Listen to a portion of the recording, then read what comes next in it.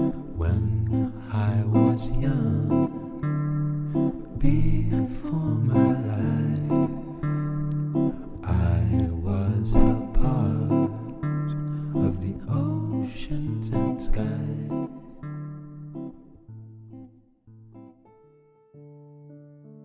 Welcome back. You're watching a Sheep Farm Studios presentation. This is episode 8 of the Huxley's Brave New World Order series, and part 2 of a series within a series called UnNatural Selection.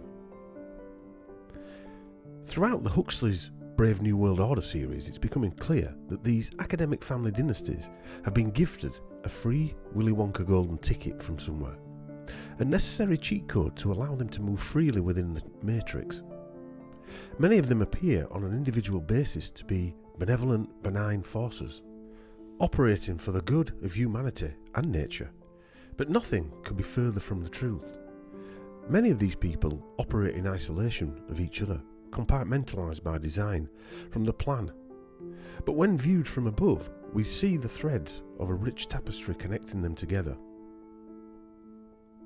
The DNA strands of these family dynasties are interwoven, and they control all aspects of our lives. Without this helicopter view, they stay hidden. They live secretly behind textbooks of their completed works, only seen by other academics. This research shows that these family bloodline groups are so compartmentalised and work at such a granular scale, it is almost impossible to pick them up at ground level. And they themselves probably don't even realise that micro-manipulation is taking place. But I'm sure a lot do know that they are playing an important part in these operations. What this proves is that this huge generational genetic operation is not random, but by design. Humans are the test subjects for a small secret group who use these families or individuals as worldwide lab technicians. Even more interesting, or worrying, depending on which way you view these things, is this. Imagine for a moment the level of cost and time alone, monitoring, checking, that goes into picking or finding these chosen individuals through their bloodlines. And validating the correct genealogy alone would have to be done on a scale that's unfathomable. That's why they funnel people from these families into Ivy League universities. Again, not everyone is a chosen bloodline, and not everyone who goes to Oxford, Cambridge, Harvard or Stanford or any other elite university becomes a member of the New World Order either. Only a very small number are chosen, and only a very small percentage of these become the elite Manchurian academic candidates. That's why the controllers need these academic dynasties. The same can be said of the military, the entertainment industry, yes, even sport, politics and business. Given what we know now, I'd bet it wouldn't surprise you to know that the Huxleys have multiple royal bloodlines. We've already gone through this. Just like the Wedgwoods, who descend from Henry I, himself a descendant of William the Conqueror and Alfred the Great, this includes Josiah Wedgwood, whom the Huxleys and the Darwins are married into. Descendants from Edward III, who himself is obviously a descendant of Edward I, include Margaret Thatcher, Werner von Braun, H.P. Lovecraft, John D. Rockefeller, and US presidents like Herbert Hoover. Remember, Jim Morrison's grandmother was a Hoover. There could be a possible link there. Richard Nixon, the Bush family, Barack Obama, Kate Middleton, Meghan Markle. I mean, what would be the odds of Kate Middleton and Meghan Markle married to two of the royal princes, brothers, having the same bloodline? What would be the odds of that? Also, actor Johnny Depp shares this bloodline as well.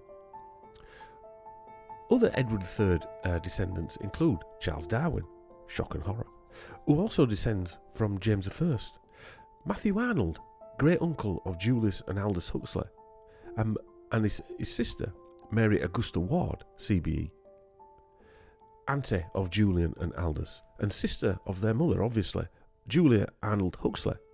which makes Sir Julian Huxley and Aldous Huxley direct descendants of King Edward III, also known as Edward of Windsor. We will be going into more detail about the Arnold family in another presentation. The previously mentioned George Orwell and artist Francis Bacon are also direct descendants of King Edward III, and many of these individuals were also intelligence operatives. Bacon financially bailed out Orwell's second wife, Sonia. Did he know that he shared the same bloodline as his friend? Are we meant to believe all this happened just by chance? What is surprising is the effort that is taken to find the exact individuals, as I mentioned earlier, with that perfect Machiavellian parasitical bloodline, and then recruit them into the New World Order's master plan. How is this done? What if this is something else? How would they know that the dark side runs thick through the veins of some of these individuals, but not know other individuals within the same families? Is that why the oldest firstborn male is always, or was always, chosen? In the aristocratic families, this is called primogeniture. Primogeniture is a right by law or custom of the firstborn legitimate child to inherit the parent's entire or main estate in preference to shared inheritance among all or some children, any illegitimate child or any collateral relative. What if this is more of a metaphysical primogeniture in nature? Like the evidence Jerry Mazinski talks about, or Rudolf Steiner referred to as the eighth sphere, that contains the cosmic sludge of the realm. As Master Lee explains it, the eighth sphere contains beings and energies, entities that seem to be in direct contact with the controlling elites. What if these bloodlines are more energetically receptive to being possessed or contracted or contacted by these entities from an external domain like the eighth sphere to do their bidding in this realm? This could possibly explain what the Red Cross blood collection was set up for, and the stories about adrenochrome, Dracula and Crowley. It may also explain the rhesus monkey plus and minus blood types too. If these entities do control or are in contact with these elites, they could either do this via force, trauma or persuasion. Make these elites cold control or experiment on or do as they will, remind you of anything, to the people who trust them to help them with their every need, that being us. These parasites, archons, devils, satans or lucifers, whatever they're called, seem to be the same thing. Machiavellian, psychopathic, pathological liars in nature. Look at the world's political leaders today and ask yourself, are they really like us? My conclusion about the past generations of Huxleys is that they are part of the dark side, similar to Star Wars. And like Lord Vader, they are taken over by the ruling parasite, possibly, and I'm not saying this is true, from somewhere like the eighth sphere or something similar. Look at Bill Gates, Klaus Schwab, Sir Tony Blair, all knighted by the British royals, all with royal lineages, who seem to be morphing into Darth Sidious, aka Palpatine. And this is just an opinion, but is that why these people can and will wipe out millions of human beings, then get up and have breakfast, sleep like a baby the next day, like nothing has ever happened? Coming up in this presentation is the continuation of the Huxley family tree, specifically the parents of Sir Julian and Aldous Huxley. We will also look into the mother of their brother, Sir Andrew Fielding Huxley.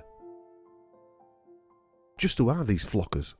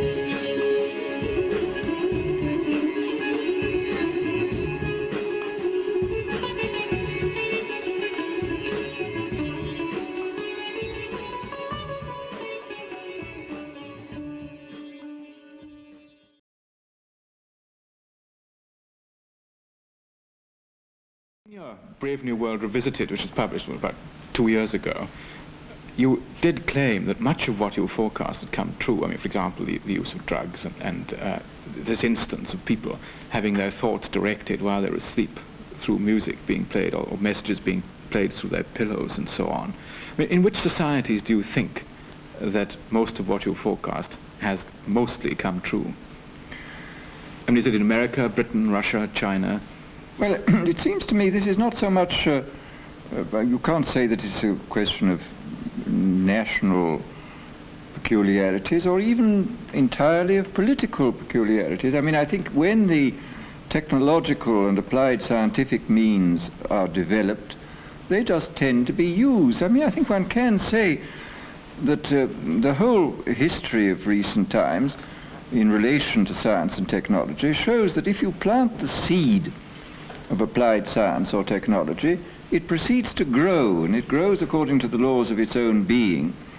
And the laws of its being are not necessarily the same as the laws of our being. I mean, hence this sense which so many people have, and which I think one sees in so many societies, this sense that man is being subjected to his own inventions, that he is now the victim of his own technology and the victim of his own applied science instead of being in control of it. How could he be in control of it? Well, this is the problem. I mean, I think that this is perhaps one of the major problems of our time. How do we make use of this thing? I mean, after all, this was stated in the Gospel.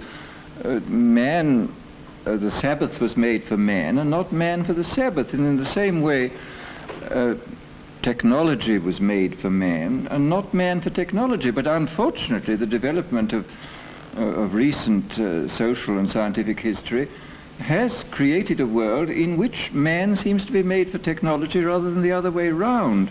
And we have to start thinking about this problem very seriously and seeing how we can re-establish control over our own inventions. But would you say then that America or Britain was as liable to suffer from the arts of mass persuasion or brainwashing, say, as dictatorial societies? Well, at the moment, fortunately, we have in both these countries a considerable constitutional tradition which puts a brake on these kind of activities. I mean, for example, one of the ablest writers, it seems to me, on sociological problems is the French writer Professor Ellul, who views the difference between the totalitarian, the Russian totalitarian and the Western civilizations as being essentially a difference in the readiness to make use of technology immediately and to the limit. I mean, Engels from the first asserted that socialism would come through the use of technology to the limit. And the Russian regime has always been prepared to follow out the logic of technology, whereas in the West we still remember John Stuart Mill, James Mill, Jefferson and so on. We still remember vaguely the precepts of Christianity, and we are a little reluctant to embark upon technology, to allow technology to take over. In the long run, we generally succumb. I mean, I'm reminded in this... Okay, in this episode, we're going to continue with the family tree from the children of Thomas Huxley and his wife, Henrietta Heathorn.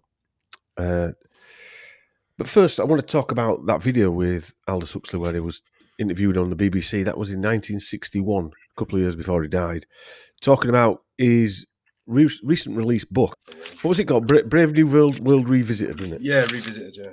It must have been just around that time. That video was interesting because I saw all the way through that, and it seems to happen a lot when you see Aldous Huxley being interviewed. He's always got a wry smile on his face when he's explaining like servitude or transhumanism or depopulation stuff.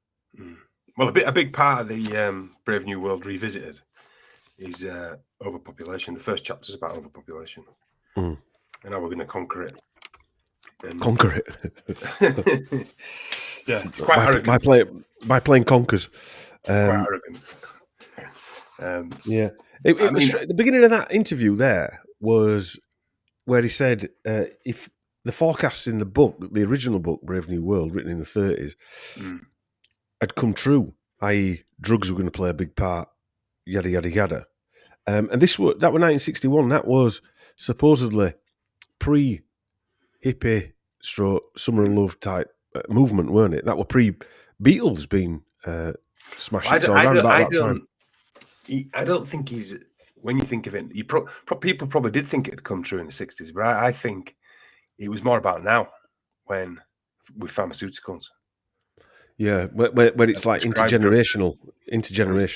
Prescribed well. drugs to dumb you down, basically. That's what's in Brave New World, and that's what we've got now, isn't it, with these ADHDs and stuff. Someone sent me a video. But do you remember that? Today, do you remember about, that? ADHD, saying it doesn't exist. No, but I mean, when you think about it, right, and I've said this before jokingly, but it's true. If these drugs would have been around when I were a kid, and I'm not saying this in a dramatic way, but I'd definitely been labeled. I was always talking. I couldn't sit still. But then you're just training. You're training kids, aren't you, to sit still for 8 hours? And look at you. You've turned out all right. Do something they don't really enjoy for 6 to 8 hours a day, and put up with it and deal with it. So that you train to do that for 10 years, 11 years. What better place to put people into a pen? Say, well, you're misbehaving within this pen, even though you don't want to be in pen in the first place. Yeah. So to make you cope with the pen, we're going to drug you out of your mind. Yeah. And if you think, if a kid doesn't sit still for the amount of time they tell them to, and they're not interested in what the teacher's talking about, then they're considered useless or uncontrollable. I mean, we both probably experienced a bit of that. I'm sure a lot of people listening to this did. But, you get done for daydreaming, looking out of a window. I mean, how many good ideas do you have when you're daydreaming? Well, they don't want you to have good ideas, do they? No. They don't want that. Isn't it amazing that they've reached this thing where they basically put a kid in a prison? I mean, there is some good things of a bit of authority and a bit of structure and all that stuff. But if you don't conform to what you're supposed to be doing, you're a bad kid, and and everyone believes you are, and everyone says you are. Well, there's a line, isn't there? If you're going around throwing bricks through windows, I used to do that as well. Yeah, but if you're going around throwing bricks through school windows, let's just say, right? Yeah. Setting cars on fire in car park, right? Then you probably need some help. Yeah. If you're having a laugh in your class and flicking stuff off your ruler, I used to get slapped around the head or stood outside or 100 lines or something like that. That's a totally different thing to that, isn't it? Or wanting to fight everybody or something like that. And what they're doing is... Look at us. I talked a lot, but I was always respectful to my elders and stuff. Probably a lot more respectful than younger and now these days, I would say. Yeah. But... I'm older than you. You're not respectful to me. Respect to people who deserve it, maybe.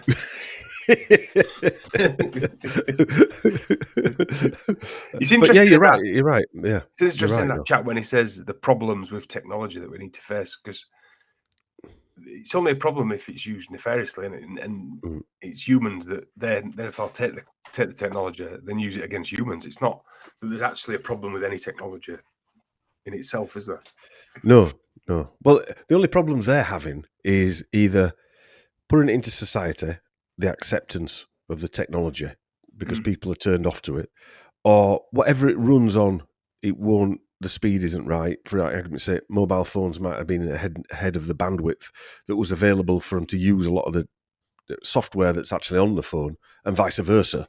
Oh, and internet came out, it was clunky as hell, and didn't really work that well. Yeah, well, our internet was. Not if you're... What's the problem with technology, i.e. the internet? The problem with the internet is that we can do things like this and we can spread information quicker. Yes. That's their problem with the internet, not ours. Yeah, that is their problem. That's why they need Mariana Spring and Dom Jolly to try and curb all that type of stuff. But just going back to what you were saying about technology and inserting it into society, what he's actually saying there is tech should be made from... He said, we've got it the wrong way around. Tech should be made for man. He's basically talking about transhumanism. Not man made for tech. I think that's what he said, or words to that. Did he say that it'll change to where it's the other way around? Yes. Yeah, Mm. and that were interesting where he was saying totalitarianism or socialism, yeah, communism, whatever you want to call it. They're quite happy to use tech on their on their civilians, if you like, their citizens. But what he didn't say is that our governments are quite. He's a clever guy. This guy, he'll know what government means. He'll know it means mind control. Mm. He's not stupid, Mm. or he wasn't stupid.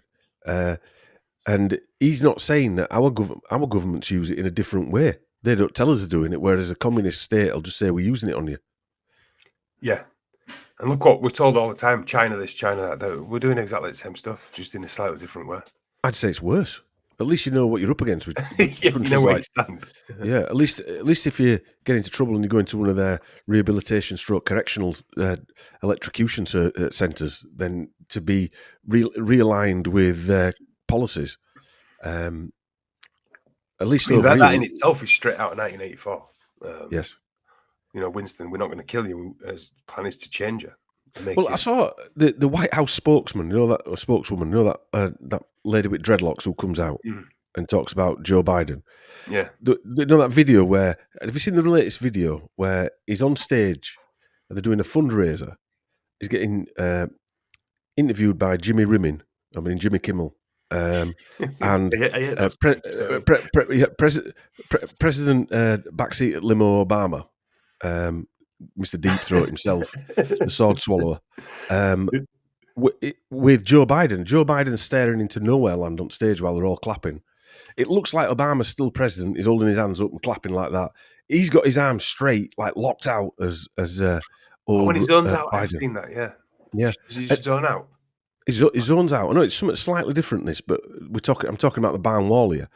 Obama has to lead him by the hand to take him out. Anyway, the White House spokesman came out and said that's a deep fake video. All right. So actually, in the White House, they're actually telling you, not necessarily that there's they're fact checking it, but the person that took the video originally was actually a journalist on the Democratic side. So is it real then, or is it? It's a real video. Of course, it's a real video. But the fact, why does she have to come out? Do you know what? I think a lot of that. I think it's just taking the piss out of us. Yeah, I know. I don't think it's real. But that takes what he's just saying there, drugging society. Is it a test to see how far? Because you've got George Clooney, who we pointed out worked for Council on Foreign Relations, etc., and his wife's some kind of UN / World Economic Forum young global leader as well, right? From an ancient bloodline. And then it also had Julia Roberts, who get paid for anything, even a pretty woman. And they must know that Biden can't tie his own shoelaces, yet they're willing to say, vote Biden. I think it's a test because if they're running, I mean, maybe a data test or whatever, but the whole country should be up in arms. We never are, whatever. We're never up in arms about anything, or then never is America. They should all be up in arms saying this guy cannot run the country. I think maybe it's a test. But look at the idiots that are over here. You've got Rishi Sunak, Starlin, yeah? Both liars, both been caught lying, and yet people are still going to go and vote for him. And also, in reality, what the hell can we do about it? Well, not vote for a start. Yeah. But what? I'm not saying that'd solve anything, by the way. Yeah, I'm just saying, if everyone didn't vote, what's that going to do? They'd just be in anywhere. Yeah. Well, there would be anywhere. But it'd show what sort of totalitarian system we've got, because they just say, right, we're still in power. I honestly don't. I can't even think or know what the solution is. No. To get us out of this two-party system. Make it more difficult for them. Anyway, let's move on. So, as I said, this is a continuation. Oh, no, sorry. I want you to read that passage out of that Brave New World Revisited. Oh, well, yeah, because I started reading it. I'm a bit through it. And do you know what? I've highlighted some passages. So I'll read this bit out. I can't even remember what it is. We are going to actually, when we do Aldous Huxley eventually, as a sort of show on his own, we will go into some of his books. Yeah. Well, the first chapter, chapter 1, is overpopulation. This is in here. Right. So I highlighted it for some reason.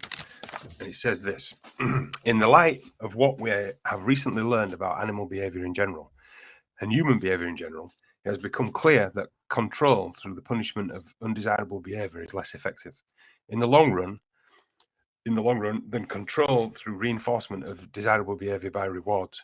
and that government through terror works on the whole less than government through non-violent manipulation of the environment under the thoughts and the feelings of the individual men, women, and children. Punishment temporarily puts a stop to undesirable behaviour, but does not permanently reduce the victim's tendency to indulge in it. Moreover, the psychophysical byproducts of punishment may be just as undesirable as the behaviour for which an individual is being punished. Psychotherapy is largely concerned with the debilitating or antisocial consequences of past punishments. So he's saying the same thing there, isn't he? That we should go from the 1984 world to his Soma soft. Well, think you're free, but you're in a fucking drug-induced prison. Well, and also if you think about that, not a million miles, well, around about that time, Gloria Steiner and a female power thing drive to get the ladies drugged out of the mind on contraceptive pills started. So it weren't just necessarily a mental drug, was it? Hormonal change drug, which changes your mental perception on culture and life and everything else as well.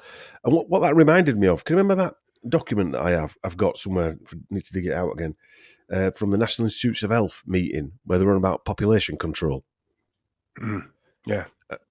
And all around this time, they were talking about population control and linking it to animals and humans. It says actually underneath that fact, so I should have read that bit out. The society described in 1984 is a society controlled almost exclusively by punishment and the fear of punishment. In the imaginary world of my own fables, punishment is infrequent and generally mild. The nearly perfect control exercised by the government is achieved by a systematic reinforcement of desirable behaviour. So, I mean, desirable behaviour really means anything, doesn't it? Because it's what they set the parameters to that's desirable. Going back to the school, the kid being in school and being penalised for doing something this year, but last year we're all right to do. Yeah. And likewise out in society. For instance, there's a football tournament on at the moment, European Championships, and the Premier League and all sport, and they're all using video refereeing now. Right. So it's remote viewing, if you like, video refereeing. So they've got a referee on the pitch, yeah, whose authority is telling you to do this, that, and other.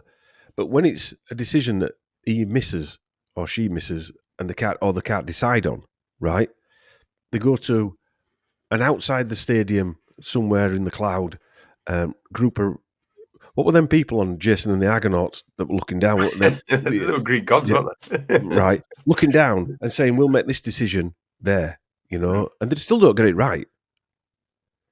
And then there's an explanation as to why they've made that decision. Oh, it were definitely handball because we think he were meaning to handball it. And then they'll give an handball. Then the next time they won't give an handball because they'll say, we don't think he meant to handball that.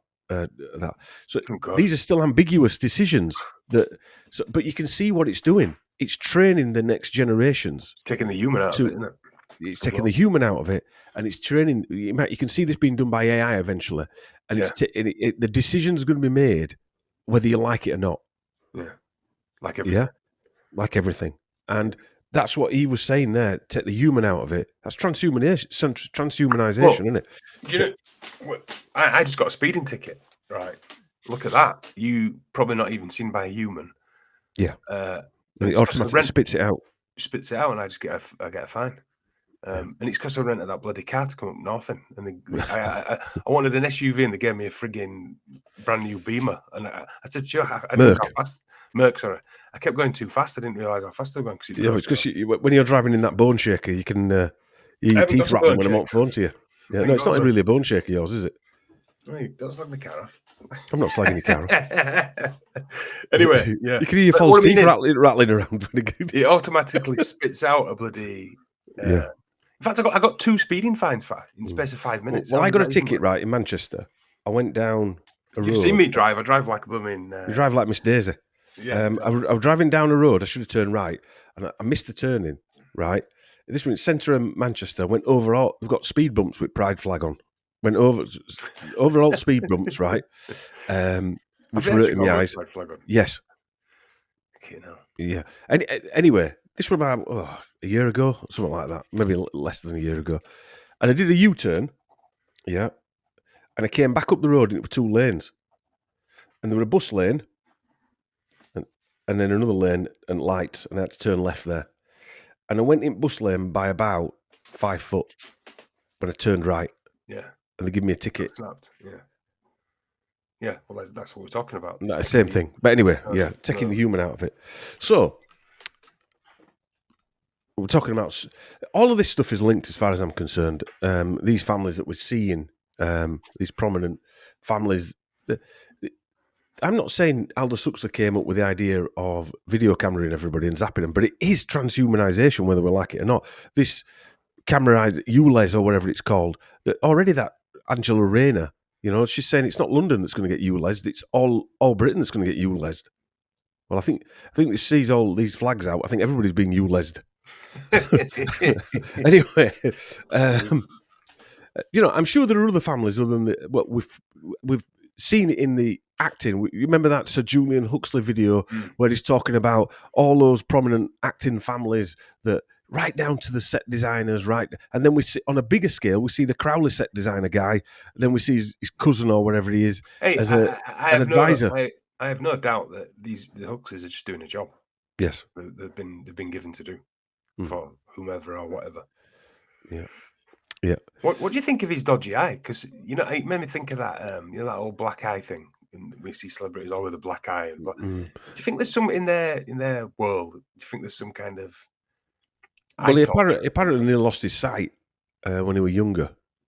I guess again we'll go into that when we talk about it. But some kind of MK Ultra brain wipe eye torture that we will never understand. Well, the one thing I will say is Thomas Huxley's grandfather, right, was against what Darwin was saying right at the beginning, and then all of a sudden changed. All right, I'm going to say that, as we know, that can be used in the opposite way, can't it? Of course it can, yes. Bring attention to it. Yeah, but it all of a sudden changed. There was a famous debate at Oxford, I think it was. Yeah, a famous debate in the 1800s. You're already pricking up. With him and some church guy, because obviously he came up with the term agnostic, which basically means you're neutral, a newt, from a religious point of view. So he went from not believing that Darwin's sort of theory to being Darwin's Bulldog. Right. But we'll cover that because the guy they were arguing against were an interesting character as well. It looked like one of those setups by that Stanley Johnson and Boris Johnson's wife were doing with Save the Whales. When you think now, what's going on? I mean, now the veil has been lifted, and you have to be off your tits not to notice. But the veil's only been lifted. What they could have got up to back then with with just books about and newspapers. No media per se. No one researching or looking into anything. I'm sure they and were. Also, the media was only read by the upper crust, wasn't it? Who could read? Yeah. Or who could get to a library because they weren't working 40 hours a day. Or they thought they were. But where I want to go in this presentation has turned into... This was going to be what were left over from the last presentation, and this has actually turned into 2 presentations itself. So, and there's quite a few spin-offs as well, as Chris has just read through some of the notes. But what I want to concentrate on is Thomas Henry Huxley and his wife, Anne Heathorn. I want to concentrate on their children and their offspring in this presentation, not the distant Huxleys. We're not going to go into Thomas Huxley. We're not going to go into Aldous Huxley or Sir Julian Huxley or Andrew Huxley. We might go into him a little bit, but it's mainly the children. Thomas and Anne Huxley had quite a few kids, to say they were depopulationists. They had 5 daughters. They had 5 daughters and 3 sons, who were in birth order: Noel Huxley, born 1856, died 1860, aged just 4. Oriana Huxley, 1858 to 1927. Marianne Huxley, 1859 to 1887. Leonard Huxley, 1860 to 1933. Rachel Huxley, 1862 to 1934. Henrietta, or Nettie Huxley, 1863 to 1940. She married Harold Roller and travelled Europe as a singer. Anyway, Henry Huxley, 1865 to 1946, and Ethel Huxley, lastly, 1866 to 1941. Isn't it interesting, fact, how we're told that we're all living a lot longer. They all lived quite a healthy, longish. Yeah, just a couple of them there, weren't there? That, what you noticed is it was infant mortality was the bigger one, wasn't it? As much as childbirth and things like that. Yeah. And some illnesses you just think. But most of them lived all right. They lived pretty long lives. Only one or two that didn't. Chris, it was a scam. We're led to believe now that we're all living. I would hazard a guess as well that these people didn't live 10 to a room in some sort of tenement building, working under mills and stuff like that from 3-year-old. They were probably Oxford, Cambridge, whatever. But you look around graveyards. I've noted in graveyards, people still lived a long time. You know, they make out that it didn't happen. Everyone died in the 40s, don't they? Mm. So it was their fault that population exploded. Yeah, having 5 kids and living too long. 7 kids? No, 8 kids. But if you talk, I actually mentioned this to someone the other day about the mythological population control, and they said, just look outside, the population is getting bigger. Depends where you're looking. Yeah. Well, if you look out here, yeah. If you look, well, this was in London, so if you live in the city, yes. Yeah, of course it's going to, yeah. Just give it like that, doesn't it? That's what they want to make you feel. So here's a brief list of the family connections of the... Here goes some of the Huxleys who were prominent between 1850 and 1950. Some key times. And it's a list of family connections to Thomas, Julian, Aldous, and Andrew Huxley. And these were the people that sort of didn't make that deep dive cut, although it's turned into a 4-hour probably double presentation. This just added half an hour on to the beginning. It's not a deep dive, yeah. But there were still people who married people of influence or who had children who went onto promises in the No Plumbers Allowed club. So let's start with Julia Oriana Huxley, child number 2. She was the eldest daughter of Thomas and Henrietta Huxley, because, as I mentioned, the first child, Noel, passed away aged 4. Julia Oriana Huxley married Frederick Waller. Waller became architect to the dean and chapter of Gloucester Cathedral and unofficial architect-in-chief to the Huxley family. I mean, have you got an architect-in-chief? Jessie and Fred had a son called after a deceased younger brother, Noel Huxley Waller, and a daughter called Oriana Huxley Waller. Noel won the Military Cross in World War I, later becoming a colonel in the 5th Gloucesters. He succeeded his father as architect to Gloucester Cathedral and had 5 children from 2 marriages. His sister Oriana married Edmund Sidney Pollack Hayes, a.k.a. ESP Haynes, an Eton and Balliol scholar who became a dedicated divorce law reformer and writer. So I made a note here. So here we have someone in ESP Haynes who is part of the speeding up of divorces. Now, on the face of it, it helped people get out of bad marriages, etc. But who were really getting out of bad marriages at that point? That would be mainly wealthy people, I would have thought, who could afford a lawyer, not peasants. But also helped to speed up the demise of the family unit, if you think about it. So going forward to the 60s, yeah, these are the people that, I'm not saying he had foresight or foreknowledge of all this. I'm not saying he hadn't either. But if you think about it, these changes in society, you know, they changed society. The ripples went into the 60s, where throwing contraception, LSD, pot, music, etc., materialism, yada, yada, yada. Freud as well, a lot of Hollywood, that's, you know, celebrities at the time started to get divorced and then have multiple husbands or wives. That's correct. Yeah, that was seen with them before. It's trendy. Just like smoking a cigarette. He would put into, if it's all right for her to do it, then it's all right. Just like plastic surgery and everything else, you know, they're always the first to do it. You know, sleeve tattoos, even. You know, I don't know. Yeah. I'm just saying Pointless. Sorry for anybody who's got a sleeve tattoo. I'm going to say we shouldn't say because I have a lot of people have, but it's the start of, and we've all been programmed without a doubt, you know. But it always starts with celebrity, doesn't it? And then yes. It went down to us. Look at Wanks with his whatever Corona, yeah. whatever. Tom, It always starts with them, doesn't it? Anyway. Haynes was a King's Scholar at Eton and winner of the Brackenbury Scholarship at Balliol College. In fact, Franco-English writer and historian Hilaire Belloc, that's a bloke, by the way, Hilaire, in his 1912 work, The Servile State, it's actually dedicated to E.S.P. Haynes. So nobody's heard of this guy, but you've got quite a famous writer and historian dedicating work or a book to E.S.P. Haynes.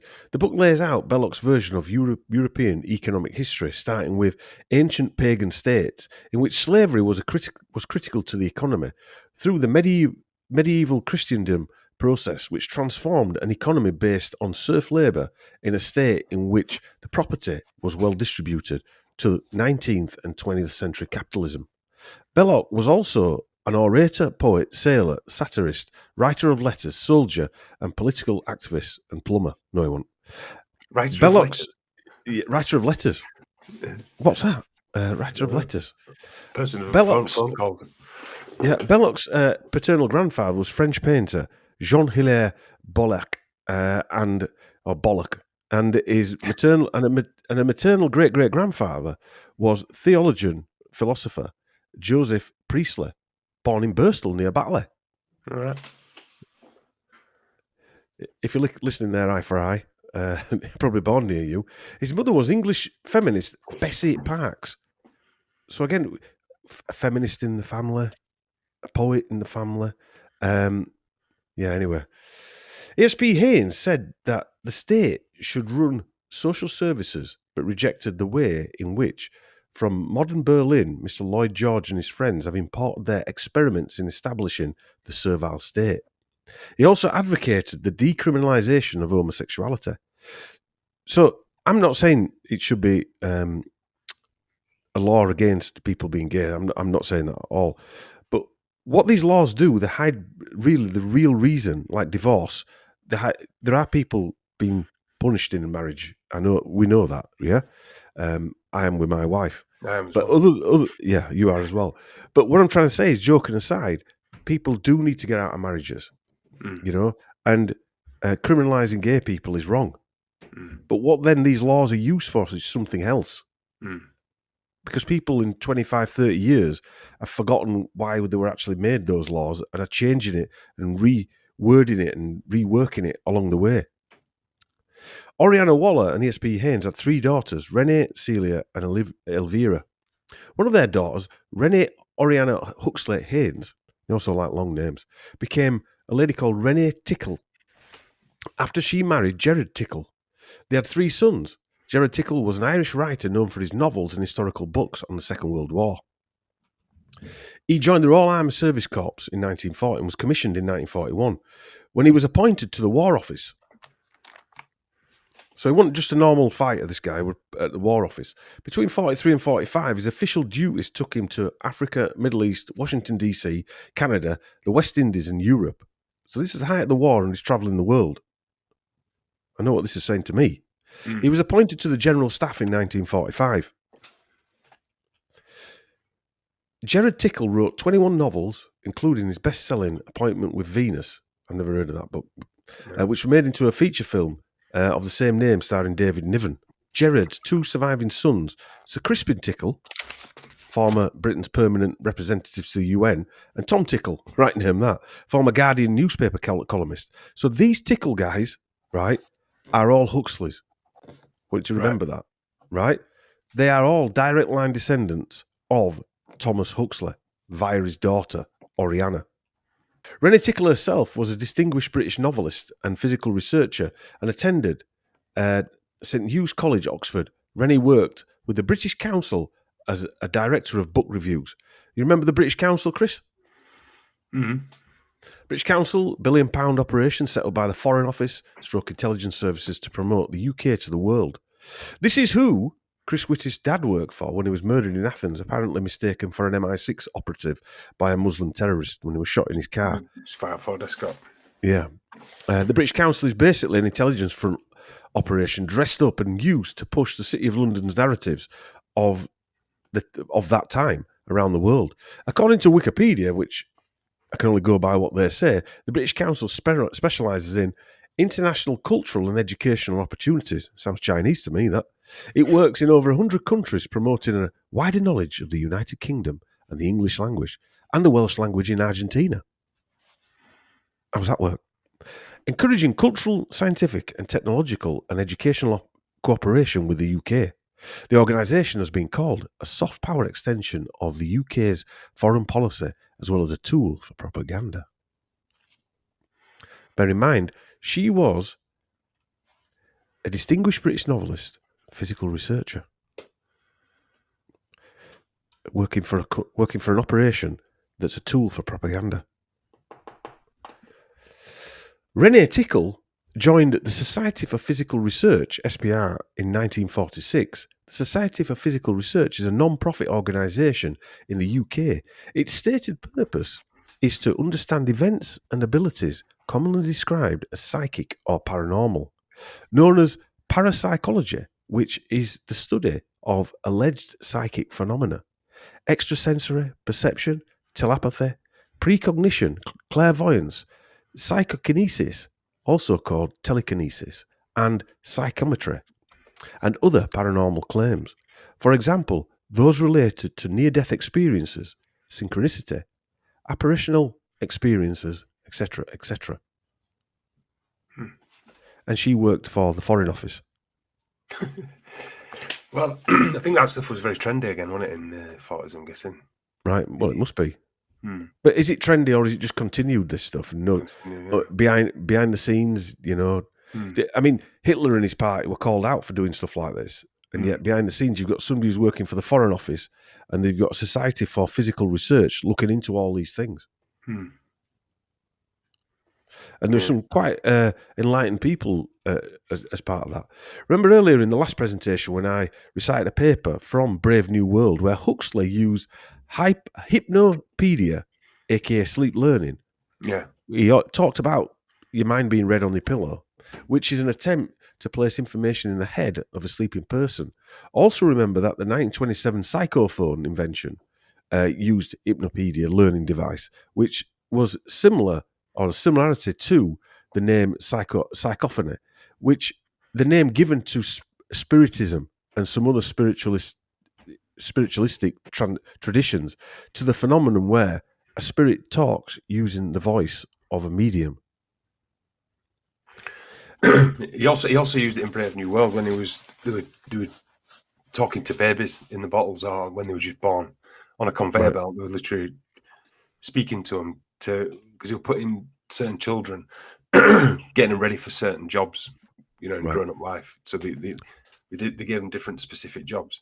And is that what happens to these people? Maybe. It almost seems a bit like that, doesn't it?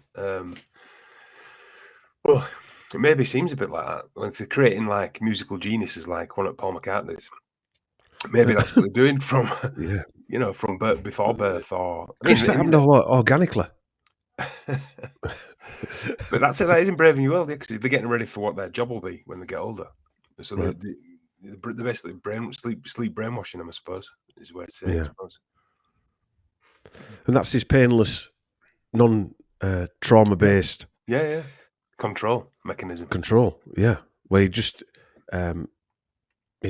just read to them while they're asleep. Well, they're they're not even. I'm going to say womb, not even in the womb, are they? Leave your phone turned on by your head. That became a thing, didn't it, in the 80s and stuff, saying, you know, to put a speaker on your belly to classical music to make your baby. Who was that doctor? He was called Spock, wasn't he? In 50s or 60s, ironically, when Star Trek came out and they had a Dr. Spock. He was an expert on telling women how to look after babies, wasn't he? All right. Some old bloke in a white coat. He was called Dr. Spock. Yeah. He was actually called Spock. You can't make this shit up if you want to, can you? I'm not saying it was the same spelling, but one of Oriana Huxley and ESP Haynes' granddaughters from their son Patrick Haynes is Claire Tickle, aka Dame Claire Tickle. She is chief executive of Action for Children and an independent director of the John Lewis Partnership. Right. Now, people seeing that name, you would not think that person's a Huxley. But she's, 4 or 5 generations down from Thomas Huxley, who would have been her great-great-great-granddad or something like that. Just a side note, Action for Children, formerly National Children's Home, which I've heard of that, is a UK charity created to help vulnerable children and young people and their families in the UK.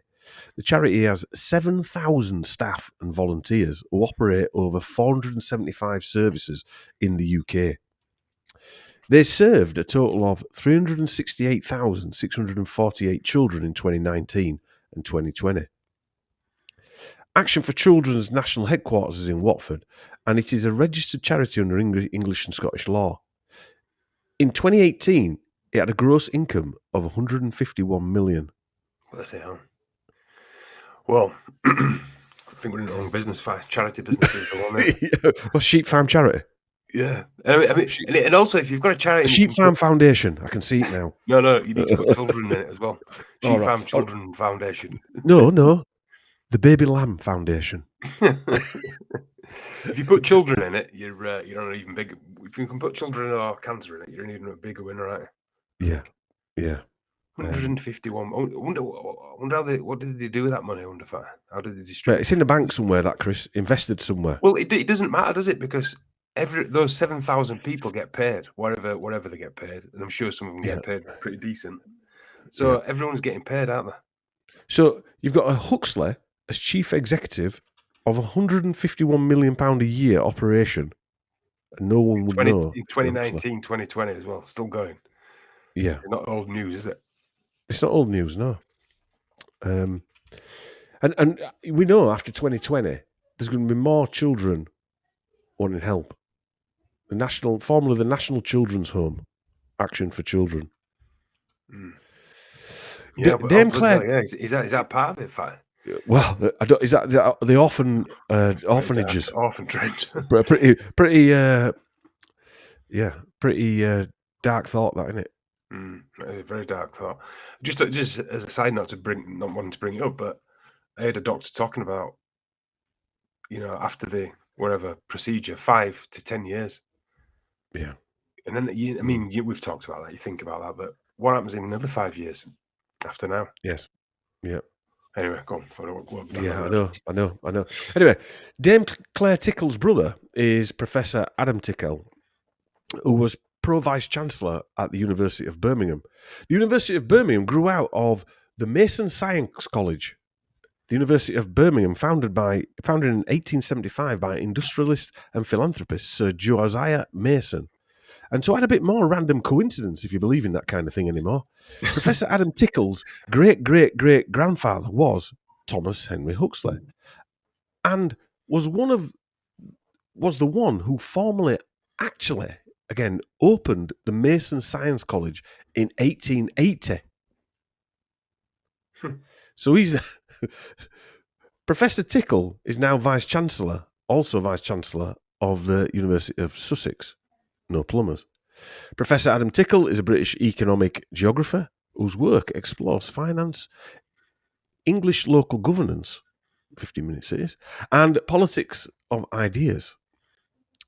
Professor Tickle was the vice chair of the Research Grants Board of the Economic and Social Research Council, ESRC, very Chinese, a non-development public body, NDPB, funded by the UK government.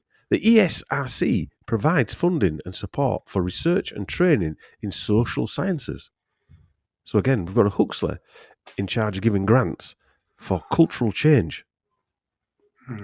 In the UK's largest organisation for funding research it is the UK's largest organisation for funding research on economic and social issues. More anthropologists, more cultural change agents. Just a side note, the Economic and Social Research Council was founded in 1965 I've mentioned this before. It's got massive funding as this. But just wait to hear who founded it.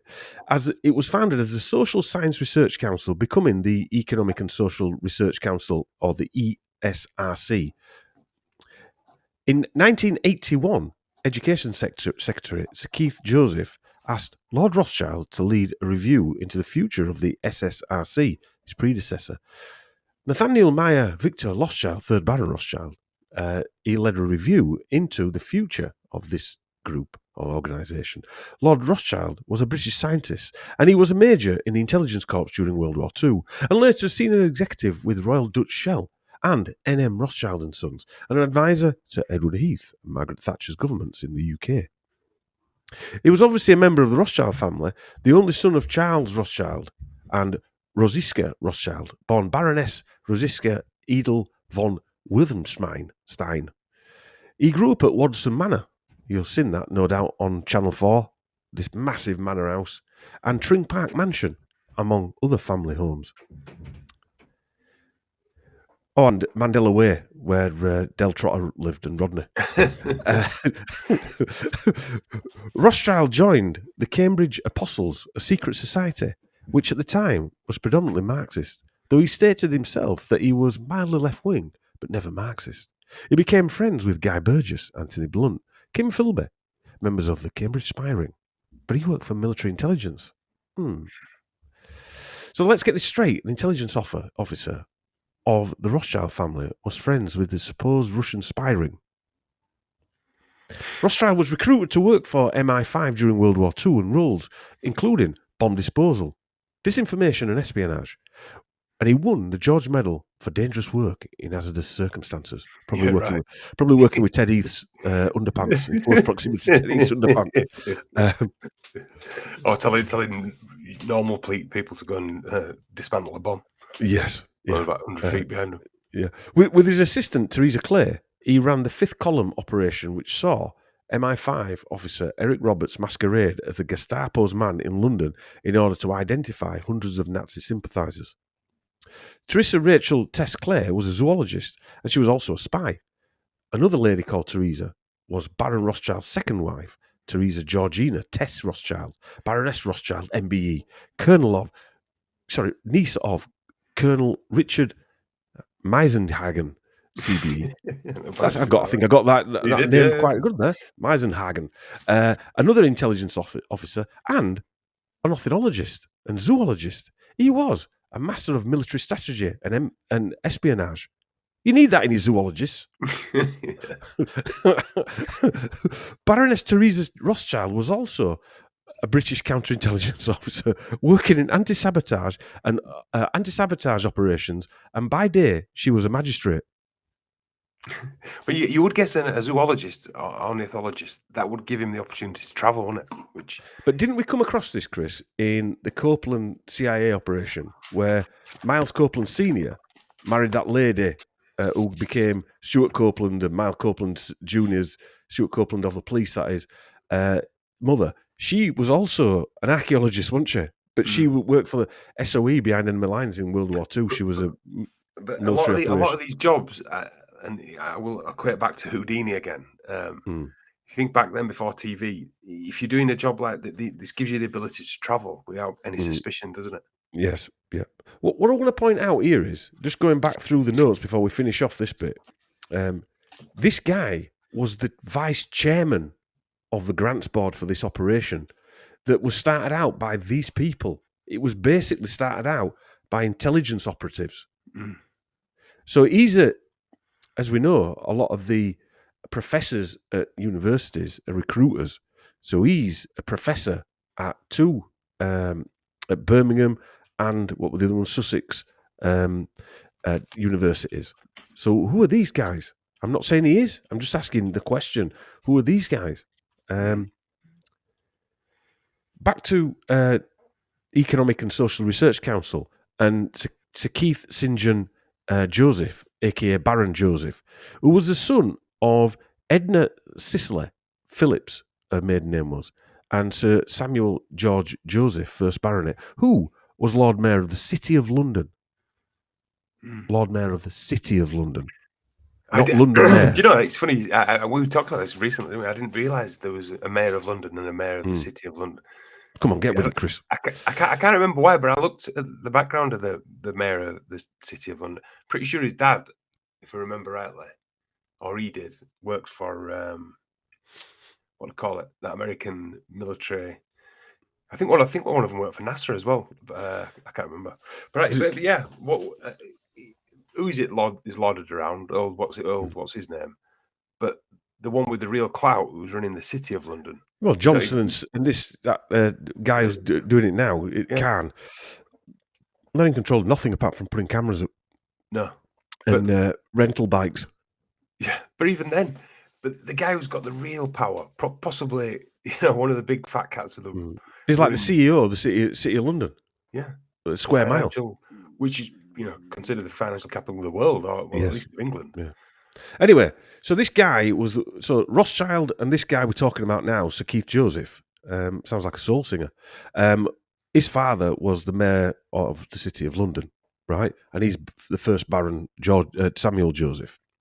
Keith Joseph served as a minister under 4 prime ministers: Harold Macmillan, Alec Douglas Home, Edward Heath, Margaret Thatcher. He was a key influence on the creation of what came to be known as Thatcherism. He also co-founded the Centre for Policy Studies, a right-wing think tank. We've mentioned this before. It seems to be a clearinghouse for all these Conservative MPs that are coming through. And Pressure Group in the UK, co-founded with Sir Alfred Sherman and Margaret Thatcher. Sherman was active in the international brigades during the Spanish Civil War. Might have known Orwell or Eric Blair if he was there when he got shot in the neck. And he was also an intelligence operative during World War II. And he was an apparent communist. So, in 2014, long after Joseph had died, a story broke. Anthony Gilberthorpe claimed he was ordered to recruit boys for the ministers. He says he posted the graphic allegations to Mrs. Thatcher after befriending her. Gilberthorpe was a young Tory hopeful when he was asked to recruit for the parties. He said, I outlined, I suppose, to Thatcher exactly what I had witnessed, and I informed her I intended to expose it. I underlined the names Sir Keith Joseph, Sir Rhodes Boyson, and 1 MP still serving today. I also said I had seen Sir Michael Havers at a party in Blackpool held at the hotel Pool in 1983. Michael Havers, or Baron Havers, served as Attorney General for England and Wales and Northern Ireland from 1979 to 1987. Styled as the Lord Havers, he was a Conservative Lord Chancellor. Havers drew controversy at the outset of the Yorkshire Ripper trial when he said of Sutcliffe's victims in his introductory speech, some were prostitutes. Perhaps the saddest part of the case is that some were not. The last 6 were on totally respectable women. Right. Havers, it's all right to murder prostitutes, basically. Yeah, it's all right that. Havers was the father of actor Nigel Havers. Right. If you've watched, I did a bit of a breakdown in it in one of the other No Plumbers Allowed, Nigel Havers. Baron Havers was a member of the Garrick Club, private gentleman's club in London, founded in 1831, as were many of the people mentioned throughout this series, like H.G. Wells. He was a member of this club. The Joseph family are part of the huge Bovis Company and Imperial Tobacco corporations. So that's who the Josephs are. On another side note, just going on side notes here, sorry, but the first executive of the SSRC, now the Economic Research Council, was Michael Young, aka Baron Young of Dartington. The theme here, they all seem to be giving baronies. Young was a lawyer, British sociologist, social activist and politician. Young also attended and studied economics at the London School of Economics. Baron Young's son is Toby Young, the British social commentator. Toby Young is the founder and director of the Free Speech Union and an associate editor of The Spectator. He also served as a judge in the seasons 5 and 6 of the television show Top Chef. Right. Young has been at the centre of several controversies. In 2015, he wrote an article advocating of genetically engineered intelligence, which he described as progressive eugenics. Under the section Progressive Eugenics, he discussed developments in genetically engineered intelligence and proposed that there should be the technology for selecting embryos for high intelligence and make it more practical. It could be provided free of charge to parents on low incomes with below average IQs. The mental defectives. I just googled a picture of that Toby Young. I think he pops up on TV quite a bit, doesn't he? Yeah. Well, in 2020, Like the press regulator, or the Independent Press Standards Organisation, the IPSO, found Young to have promoted misinformation about 91 Divok in the Daily Telegraph column. Young was initiated the Lockdown Skeptics newsletter, now retitled The Daily Skeptic. All right. Young was someone who, from 2020 to 2022, was active on GB News when PayPal turned off his account. You remember him now, Chris? Yeah, I recognise him. Yeah. The Daily Skeptic, and he also founded the Free Speech Union. However, unlike our Sheep Farm PayPal account and many, many other platforms during the same period, PayPal reactivated Young's account a month later due to backlash from MPs. Right. Ours were never reactivated. No. You couldn't even get in to talk to anybody. No, he got his reactivated. Yeah. Because of a backlash from MPs. Yeah, I'm smelling a rat here, fine. I'm smelling some kind of operation at the Free Speech Union. The Free Speech Union is an NGO organisation which advocates freedom of speech, as long as you're talking about eugenics. The group was established on 24th of February 2020 by a British columnist, Toby Young. The organisation was co-founded to counter cancel culture. I'm not going to go on anymore or any longer about this, but it seems to me that this type of operation is a continuation of the MI6/CIA blueprints from the 50s, 60s, 70s propaganda organisations. Fringe magnet, as you call them, for. Yeah, fringe magnets. But, you know, Toby Young was quite prominent on GB News, talking out about all this stuff, about how his PayPal account got. He weren't back on there saying, "Oh, I got it turned back on, lads. This is how you do it. If you've been turned off, this is PayPal. I've got to respond and turn you back on." Yeah. Oh no, only the Free Speech Union gets turned back on, and the Daily Skeptic. Yeah. Tell me, right? Who in 2020, when you're questioning what were going on, actually had anything positive from Parliament said about you? Yeah. Why Toby Young did. Yeah. Why would they try and get his PayPal account back up? Quite possibly because he wanted mental defectives and low-income people and low IQ people to be able to have selective genetics. Isn't it weird how all this stuff, although he's not a Huxley, I'm not trying to say he is, but the guy that was chairman of this operation, who started it in the first place, and then the chairman later down the line was a direct line Huxley, and they're all into eugenics. It's that grain that runs through everything, isn't it? Now, there's too many people on the planet, but I've got 12 kids. Well, eugenics and depopulation, Yeah. Because you can't get the two mixed up. It's two different. Transhumanism and depopulation, although they're sort of intertwined, it's a different kind of thing, isn't it? Eugenics, isn't it? I mean, eugenics is selective breeding. Eugenics is selective breeding. Depopulation is literally wanting to reduce the depopulation. But they are connected, though, aren't they? I think. They are connected. Yeah. Same people believe in both the same thing. Yeah, it's like the two different operations, though, isn't it? Running simultaneously. Alongside each other. Just to go back a minute, the guy, the Nazi wandering around England was interesting to try and attract Nazi sympathisers, because I know I've not seen many films about English Nazi sympathisers. Have you? Or only the BBC what they call dramas. Sir Oswald Mosley. Anyway, he's got a royal lineage. Anyway, he was What did he do? The name rings a bell. He started up a Nazi party, didn't he, in this country? Massive Nazi party with swastika, and they're all walking around with fancy wellies on. And my point is there are a lot of people sympathise with the Nazis, but you don't really hear about it, do you? No. You know, there's pictures of blooming Queen when she was a kid would doing Nazi salutes. Remember, it were in probably wouldn't sympathise with them if they're coming to the country with a few flamethrowers and some Panther tanks. you know what? The more as time goes on, the more I think the whole Second World War was a shenanigans.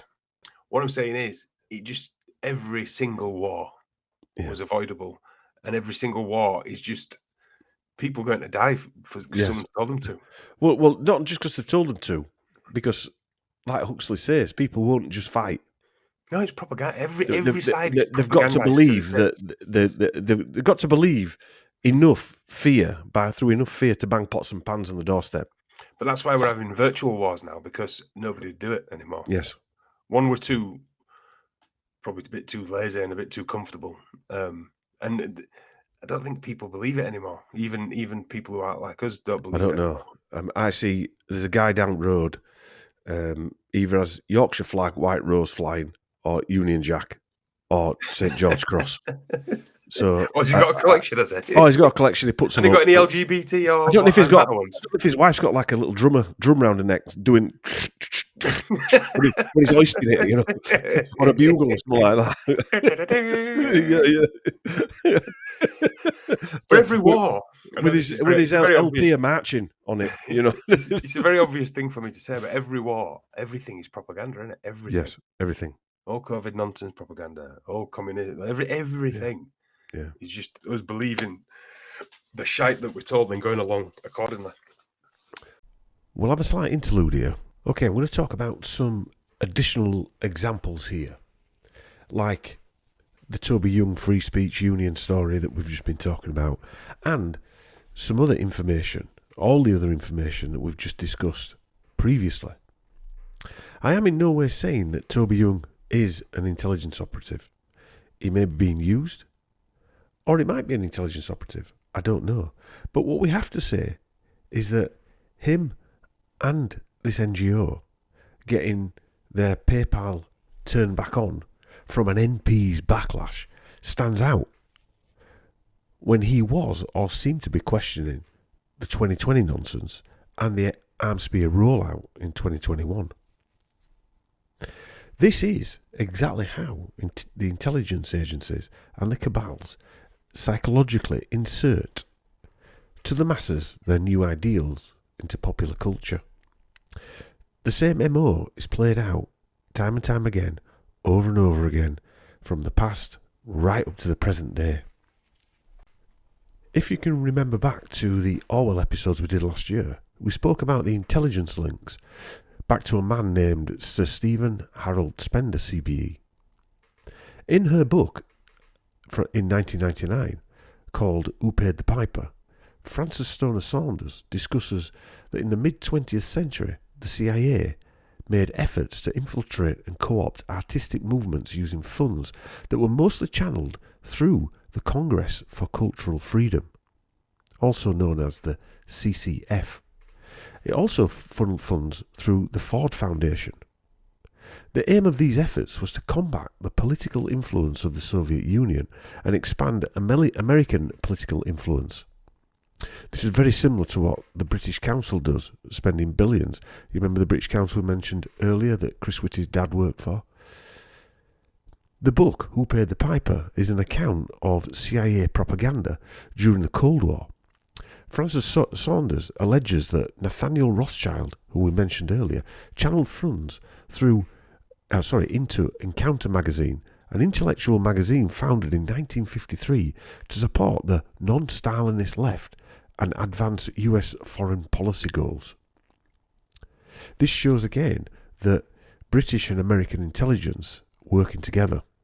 The Encounter magazine received covert funding from the CIA, who, along with MI6, Spender served as literary editor until 1967, when he resigned, after it emerged that these intelligence agencies were funding the CCF. Thomas W. Braden, who headed the CIA's International Organizations Division between 1951 and 1954, said that the money for the magazine came directly from the CIA, and few outside the CIA actually knew about it. We had placed one agent in a Europe-based organisation of intellectuals called the Congress for Cultural Freedom, said Braden. The CCF was an anti-communist cultural organisation founded on June 26, which is actually today when I'm recording this, 1950, in West Berlin. At its height, the CCF was active in 35 different countries. Frances Stoner Saunders wrote in 1999, whether they liked it or not, whether they knew it or not, there were few writers, poets, artists, historians, scientists, or critics in post-war Europe whose names were not in some way linked to this covert enterprise. Sir Stephen Spender, CBE, was also part of the Auden group, or also called the Auden generation, and sometimes simply the 30s poets. It was a group of British and Irish writers active in the 1930s that included W.H. Auden, Louis MacNeice, Cecil Day-Lewis, and Christopher Isherwood. Now, Cecil Day-Lewis is the father of Daniel Day-Lewis. Cecil Day-Lewis worked for the Ministry of Information. He worked for the intelligence. Actually, one of the Huxleys, as we'll find out in a later episode, was brought in to set up the Ministry of Information. Spender was acquainted with Allen Ginsberg, Aleister Crowley, T.S. Eliot, as well as many members of the Bloomsbury Group, particularly Virginia Woolf. With Cyril Connolly and Peter Watson, Spender co-founded Horizon magazine and served as its editor from 1939 to 1941. Here they worked with many famous authors like Orwell. And I know I'm just recapping this information, and that's why I'm adding this bit in after me and Chris have recorded. Spender was the editor of Encounter magazine from 1953 to 1966, but resigned, as I said earlier, after it emerged that the CCF, which published it, was covertly funded by the CIA. Spender helped to found the magazine and organisation called Index on Censorship, and was involved in the founding of the Poetry Book Society, and he also did work for UNESCO. Remember, the first General Conference of UNESCO took place on the 19th of November and lasted up to the 10th of December 1946, and elected Sir Julian Huxley to be the first Director General of UNESCO. The Index on Censorship is an organisation campaigning for the freedom of expression. Sounds a lot like what Toby Young was talking about. Which produces a quarterly magazine of the same name from its London HQ. It was founded by poet, as I said, Stephen Spender, who was an Oxford philosopher, Sir Stuart Hampshire. Hampshire worked for military intelligence in World War II and as an interrogator on Nazi officers. Sir Stuart Hampshire was also head of the literary panel at the Arts Council for many years. In 1965 to 66, he was selected by the UK government to conduct a review of the effectiveness of GCHQ. One of the other co-founders was none other than the publisher and editor of The Observer, David Astor, member of the Astor family, aka the landlords of New York, and a good friend of George Orwell, among others. He was the third child of American-born English parents, Waldorf Astor, 2nd Viscount Astor, the Astors that Baron Cameron is married into, and the same Astor family that Fritz Springmeier had in his famous Bloodlines of the Illuminati book. The other co-founder was the writer and expert on the Soviet Union, Edward Crankshaw, best known for his work on Soviet affairs and the Gestapo. In 1940, Crankshaw was contacted by secret intelligence services of the UK because of his knowledge of German. He was assigned to Bletchley Park, where he served as a liaison officer on matters pertaining to Russia. From 1947 to 1968, he worked for the British Sunday newspaper, The Observer, owned by Astor, specialising in Soviet affairs. While a junior reporter, Crankshaw had been summoned by Guy Burgess of the Foreign Office to be criticised for being too soft towards Russia. After Burgess was unmasked as one of the Cambridge Five spies for the Soviet Union and fled to Moscow, Crankshaw met him there several times, though he did not report on Burgess for The Observer and ended up actually liking the spy. How does that happen? Going to Soviet Russia, coming back, even though he'd worked for military intelligence? It doesn't just happen, does it? What was the organisation stroke magazine called again? Index on Censorship. And it is still active today as we speak, and has got some very interesting characters who work for it. Now you tell me, right, these characters here who we've been talking about earlier, and then we discuss Toby Young, and it is the Free Speech Union and the Daily Skeptic. Are these any different? Right, well, we're going to talk about this last tickle, Sir Crispin Tickle. We mentioned him earlier. Another interesting character from the Huxley stroke Tickle family was a man called Sir Crispin Tickle, awarded the GCMG Order of St. Michael and St. George and KCVO Royal Victorian Order. So he's a double bubbler, a double ender. And he was also a member of the Zoological Society of London, ZSL. His uncle was Sir Julian Huxley and Aldous Huxley. And Sir Julian Huxley was the secretary of the Zoological Society. At one point, also the secretary was Erasmus Darwin Barlow, another relation. Sir Julian Huxley gave his cousin Sir Crispin Tickle membership to the Zoological Society of London. Crispin Tickle was a British diplomat, academic, and early environmentalist. Was it before anyone else for an environment? Is that what that He means? was an early environmentalist, like early man. That's not getting up 2 hours before work, early man. Tickle was born on the 25th of August 1930, passed away in January 2022. He was a son of Gerard Tickle and his wife Renee, maiden name Hayes, daughter of the eminent English social moralist now, or divorce lawyer, E.S.P. Haynes and Oriana Huxley Waller. Social morality is concerned with a kind of society's social moralist. I thought, what's that? Because that wasn't mentioned on... This is where... I'm just going off piste here. This is what Wikipedia does. People say, hey, you can't get all your research from Wikipedia. No, but what it's good at is giving you names and dates, and you can follow that trail. And what it's good at is you go to somebody else's site, it tells you something slightly different in more detail than it does on theirs. Because they know people are lazy bastards and they won't go and find it.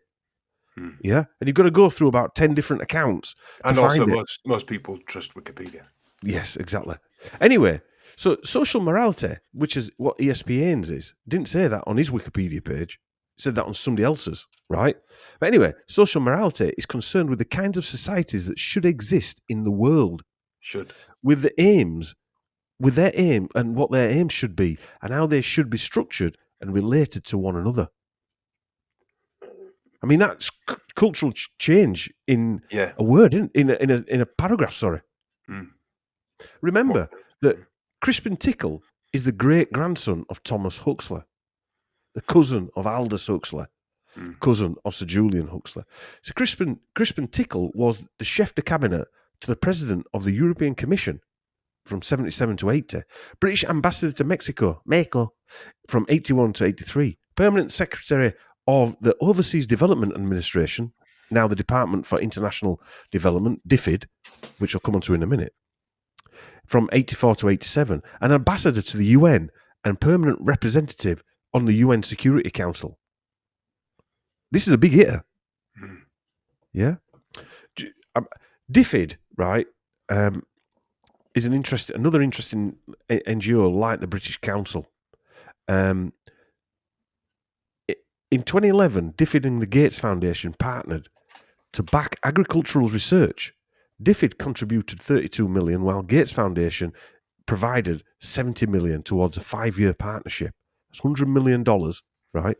The funding will be used to support efforts to quickly push for new technologies among small farmers and back research programs that promote scientific innovations in the agricultural sector. Do you feel a nice, positive, warm feeling about that, Chris? No, convince them to kill all their animals so they can make fake ones.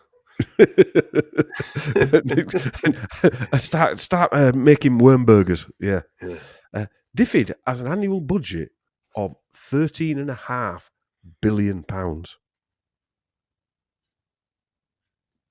What are they up to? 13.5. I saw a video of it, and how true it was, I don't know, but it was of someone with some blueberries in America, and the blueberries were basically plastic. Nice. She said that she bought them organic. I don't know how real this was. It was a fucking video that someone sent, but they were cutting them in half, and they were just plastic right through. Well, you've seen the bananas, haven't you, where they bend them and they don't break. They're just like rubber. They just bounce back. Well. The melons as well, apparently. Right. What the hell is that? I don't know. Well, we know what it is. It's GMOs, isn't it? Yeah, they're spraying them with calcium chloride, is it? Something like that. So it's a hold off ripening, basically. So when they land in this country, they're still green.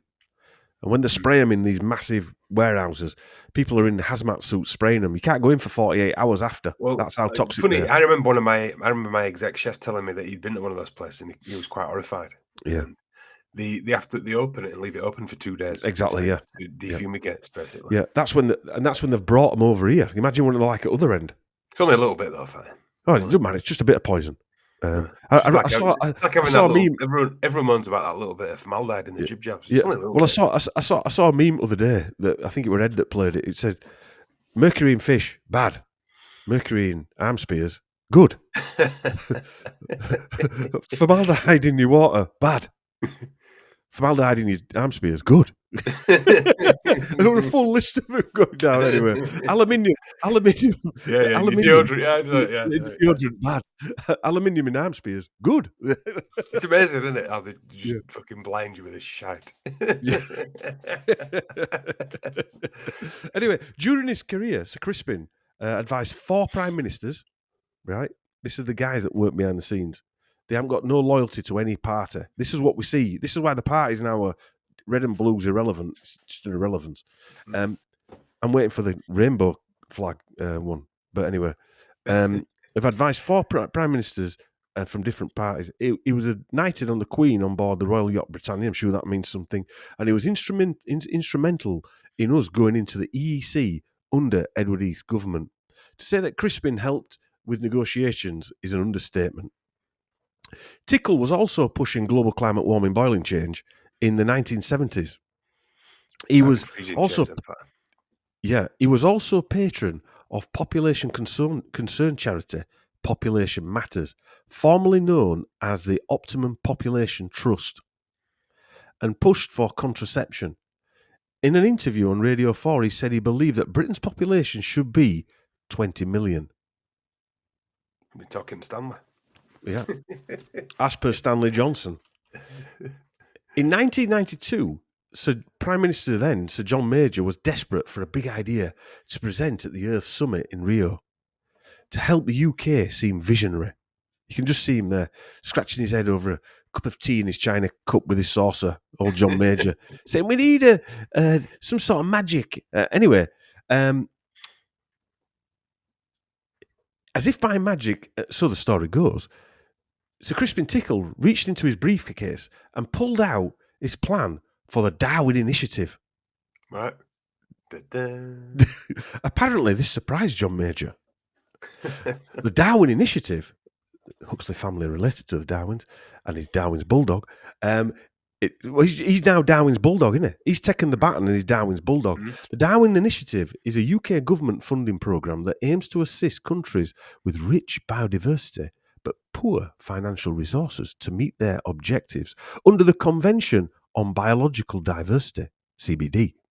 The Convention on International Trade in Endangered Species of Wild Fauna and Flora, called CITES or CITES, and the Convention on the Conservation of Migratory Species of Wild Animals. This is how they get funding into these countries and then take over the natural resources. The Darwin Initiative was announced by the UK government in 1992 at the Earth Summit in Rio de Janeiro. It was established as a non-departmental public body of DETR, moving to DEFRA on its formation in 2001.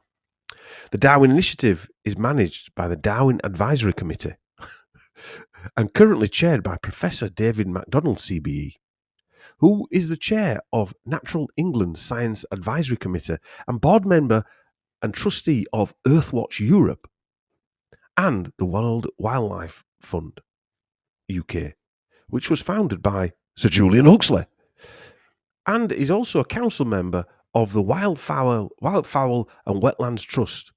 MacDonald is currently a visiting professor at the Imperial College, funded by all the usual suspects. Anyway, back to Crispin Tickle. Sir Crispin wrote the introduction and foreword to the book titled Cities for a Small Planet in 1998. In 1977, Tickle wrote one of the first books on global climate warming boiling change called Climatic Change and World Affairs. Remember, this is Thomas Huxley's great granddad. It was great nephew, or grandson. Tickle also helped to write Margaret Thatcher's speech on global climate boiling change and chaired John Major's government panel on sustainable development from 1994 to 2000. Who better to have in charge than somebody who only wants 20 million people in this country? Tickle was a member of two government task forces under the Labour Party, one on urban regeneration, chaired by Sir Richard Rogers, aka Baron Rogers of Riverside. Right?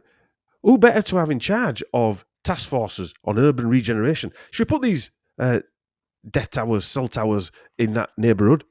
What they're going to do? Remember, I want population down back to 20 million. All right, they might not be as good as that, but the next one will be. Anyway, Baron Rogers, his worldwide status as an authority on climate change is all the more surprising because he has no formal academic training in this area and has formed his opinion by self-teaching. Tickle was non-director of IBM from 90 to 95, trustee of the National History Museum, 92 to 2001. Very similar jobs, then, aren't they? Going from IBM to Natural History Museum. Oh, yeah. And trustee of the Baring Foundation. The Baring Foundation was created in 1969 as a corporate foundation of the Barings Bank, a major London-based merchant bank that traced its history back to 1762. You just think, don't you, in all these groups, using the World Economic Forum as one of them, or any of these commissions, task force, global cap, if you got rid of all of them, would anything happen? No. It's only happening because they're telling you it's happening. Don't you have a vision, though, Fire, where everything's just run by small local governments and small local councils, should I say? You know, you just have, let's face it, right? There's a beautiful vision where that could exist. Let's face it. Where I live, it's under Kirklees and Calderdale Council. We're actually in Calderdale now. If all the money stayed in Calderdale and we grew all our own crops, we could look after ourselves here, no doubt. Yeah, and same here where I live. Yeah, exactly. The country could provide other stuff like North Sea gas or something like that. Well, like it used to be, Fatty, where Sheffield had the steel, Stoke had the pottery, etc., etc. Yeah. Different areas, Huddersfield had the cotton mills and stuff. Was it Bulldog cotton? I still forget. And anyway, just finishing off on Crispin Tickle, he was patron of Population Matters, UK-based charity that addresses population size and its effects on environmental sustainability. It considers population growth as a major contributor to the environmental degradation, biodiversity loss, resource depletion, and climate change. So it is. Population Matters patrons are prominent public figures who are concerned about the impacts of human population growth. These include Sir David Attenborough. Population Matters is a member of the International Union for Conservation of Nature, the IUCN, another NGO, and has consultative status at the United Nations Economic and Social Council, ECOSOC, and is a member of the Wellbeing Economy Alliance. The Baring Foundation, as I said, is part of all this, created in 1969 as a corporate foundation of Barings Bank, a major London-based merchant bank, as I mentioned, that goes back to the Baring family. It's a German and British family of merchant bankers. I said bankers.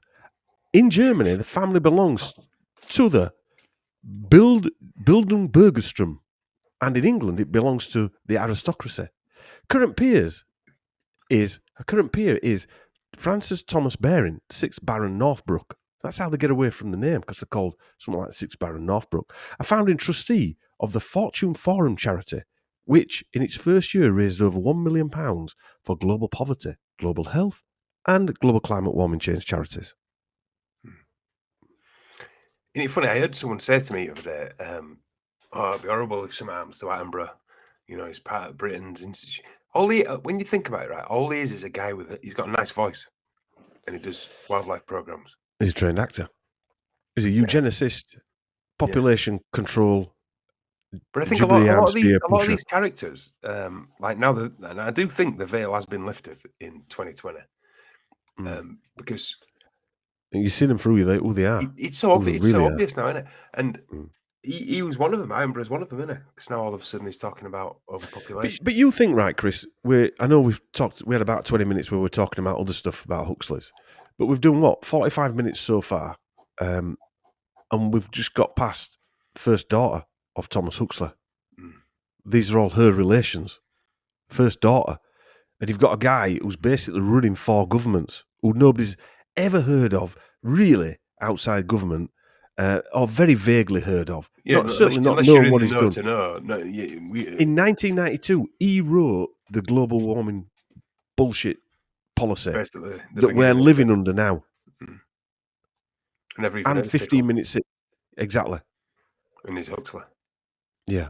So Crispin Tickle was a warden of Green College, Oxford between 1990 and 1997 and was a director of Policy Foresight Programme of the James Martin Institute for Science and Civilization at the University of Oxford, which states on its website, Policy Foresight exists to promote more joined-up policymaking by stimulating communication, knowledge and understanding between policymakers, policy delivery partners and stakeholders. Where have you heard that before? Very WEF. A lot of what these organisations do is they bore you with the words, don't they? They bore you to death with the long titles and long words. People switch off. Yeah. Just go into peasant mode and ignore it. Yeah. Crispin Tickle was also the president of UK charity Treat Aid, which enables communities in Africa, them Africans, in Africa's drylands to fight poverty and become self-reliant while improving the environment. Oh, really? They've been saying that for 40 years. I thought Bob Geldof. And the rest. I'm going back to Band-Aid when I first heard it. Yeah, I thought they sorted that. I heard someone sent me something interesting over there. I think it was a comedian. I don't know who it was. I forget who sent it to me as well. But they were saying Africa's not poor. The people are. Yes. Which is quite Africa's an rich. Statement. Africa's very rich. Every country's rich. We've got an abundance of everything in every country. It's just the people that are kept poor. Yeah. So Crispin Tickle had many interests, including climate change, population control or population issues, conservation of biodiversity, and the early history of Earth. His son is Oliver Tickle, a journalist, author, and also a campaigner on environmental issues. Surprise, surprise. He's the author of the 2008 book, Kyoto 2. So that comes from the Kyoto, Japan summit, which was another global climate warming change summit, wasn't it? How to manage the global... So his book's called Kyoto 2, How to Manage the Global Greenhouse, which sets out a blueprint for effective global climate governance. Is he giving you a clue into a, what do I call it? A shell around the Earth? Greenhouse. Quite possibly. Global greenhouse. King Charles Sausage Fingers said in a review of the book, the doomsday clock of climate change is ticking ever faster towards midnight. Do you know... I hang on every word that King Charles says. Sausage Fingers says. Yeah. But how's he getting King Charles to write a book and writing his book?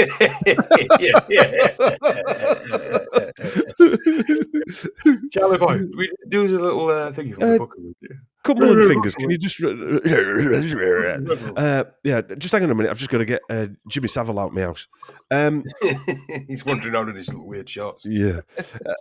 Oliver Tickle's articles have been published in the broadsheet newspapers and numerous magazines, including New Scientist, New Statesman, and The Economist. In 2013, he was appointed editor of The Ecologist. The Ecologist is a British environmental journal and was founded by Edward Goldsmith, a.k.a. Teddy, an Anglo-French environmentalist, writer, philosopher, member of the prominent Goldsmith banking family. In 1972, Goldsmith co-wrote A Blueprint for Survival, signed by over 30 of the leading scientists of the day, including Sir Julian Huxley's great-great-uncle of Oliver Tickle. Interestingly, Edward Goldsmith was also a British intelligence officer in Hamburg and Berlin during the Cold War years. The Goldsmiths, aka the Goldschmidt family, are of German Jewish descent, known for their success in banking and finance and philanthropy. The family was interwoven by marriage and business with many influential European families, particularly the Bisschenhofsheim family and the Balatomi family, one of the richest families in Monaco, and also they're intertwined with the Rothschilds. Oliver seems to be continuing the work of his dad, Sir Crispin. In 2002, 2006 and 2010, Oliver Tickle, remember, he's a Huxley, was a candidate in the elections for Oxford, representing the Green Party.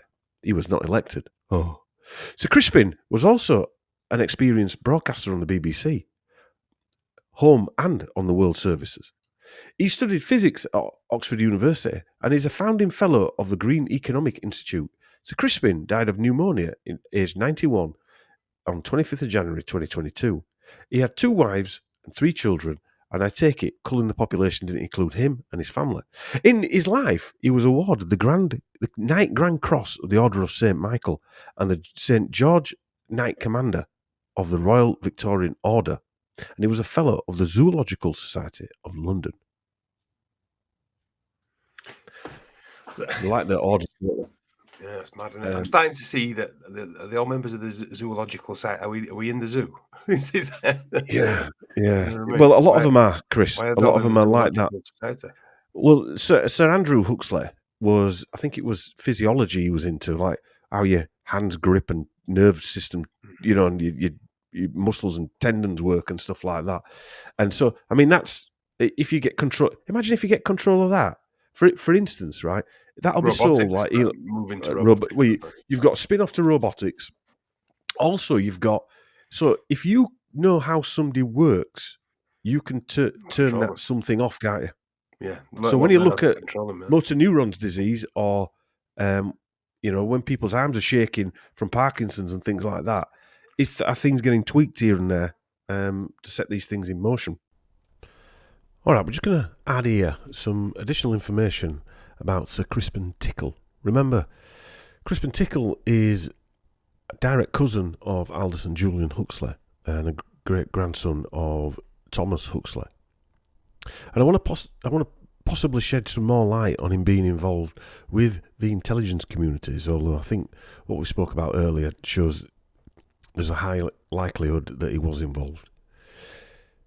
Going back a few years, when Claire Short, former Labour International Development Secretary in Blair's cabinet, said that British intelligence had bugged the office of Kofi Annan, the UN Secretary-General, Crispin Tickle, who obviously has been acting for Tories and Labour, he has no allegiances to either, refused to comment on the accuracy of Short's claim, saying he had a continuing duty of loyalty to governments past and present, and told the BBC, "What I would say is I wouldn't be surprised if in New York there is a great deal of listening all over the place from one country to another, and I don't know whether it really makes much difference." Well, why are they doing it, Crispin? He said, "My conscience is clear, or quite clear, about these matters, and I would not think it necessarily a bad thing at all if it is in the national interest," Tickle added. "Our friends and allies may indeed be doing something like that themselves." Tickle also criticised Short for resigning her position of Secretary for International Development in protest to Blair's entry into the Iraq War in May 2003, and reprimanded her, "Your prime loyalty is to your employer and, indeed, to the interests of the country." I think his employer is not the government, what he's meaning there. He's meaning the employer, the behind-the-curtain employer, not necessarily the government. And the interests of the country means the financial or power interests of the City of London, for example. Okay, let's get on with it. Yeah. I just want to talk about Tree Aid, right? Another charity launched their UK aid matched appeal called Future Forest on April 12th, 2021. Weird, because I'm sure we're in the middle of a lockdown, but they managed to have a meeting. Have a meeting and sort it all out. They did it on Zoom fire. Yeah. The aim of this appeal was to save the Metima frankincense forest in Ethiopia by supporting communities with tools and training to sustainably use frankincense trees, protecting them for the future. Right. I'm sensing some kind of mineral. I'm frankincense in it. Yeah. My spider frankincenses are tingling. Yeah. This was expected to help tackle the effects of the climate crisis. The Future Forest appeal was backed by public figures, including, and this is what I found interesting, actress Zoe Wanamaker, CBE.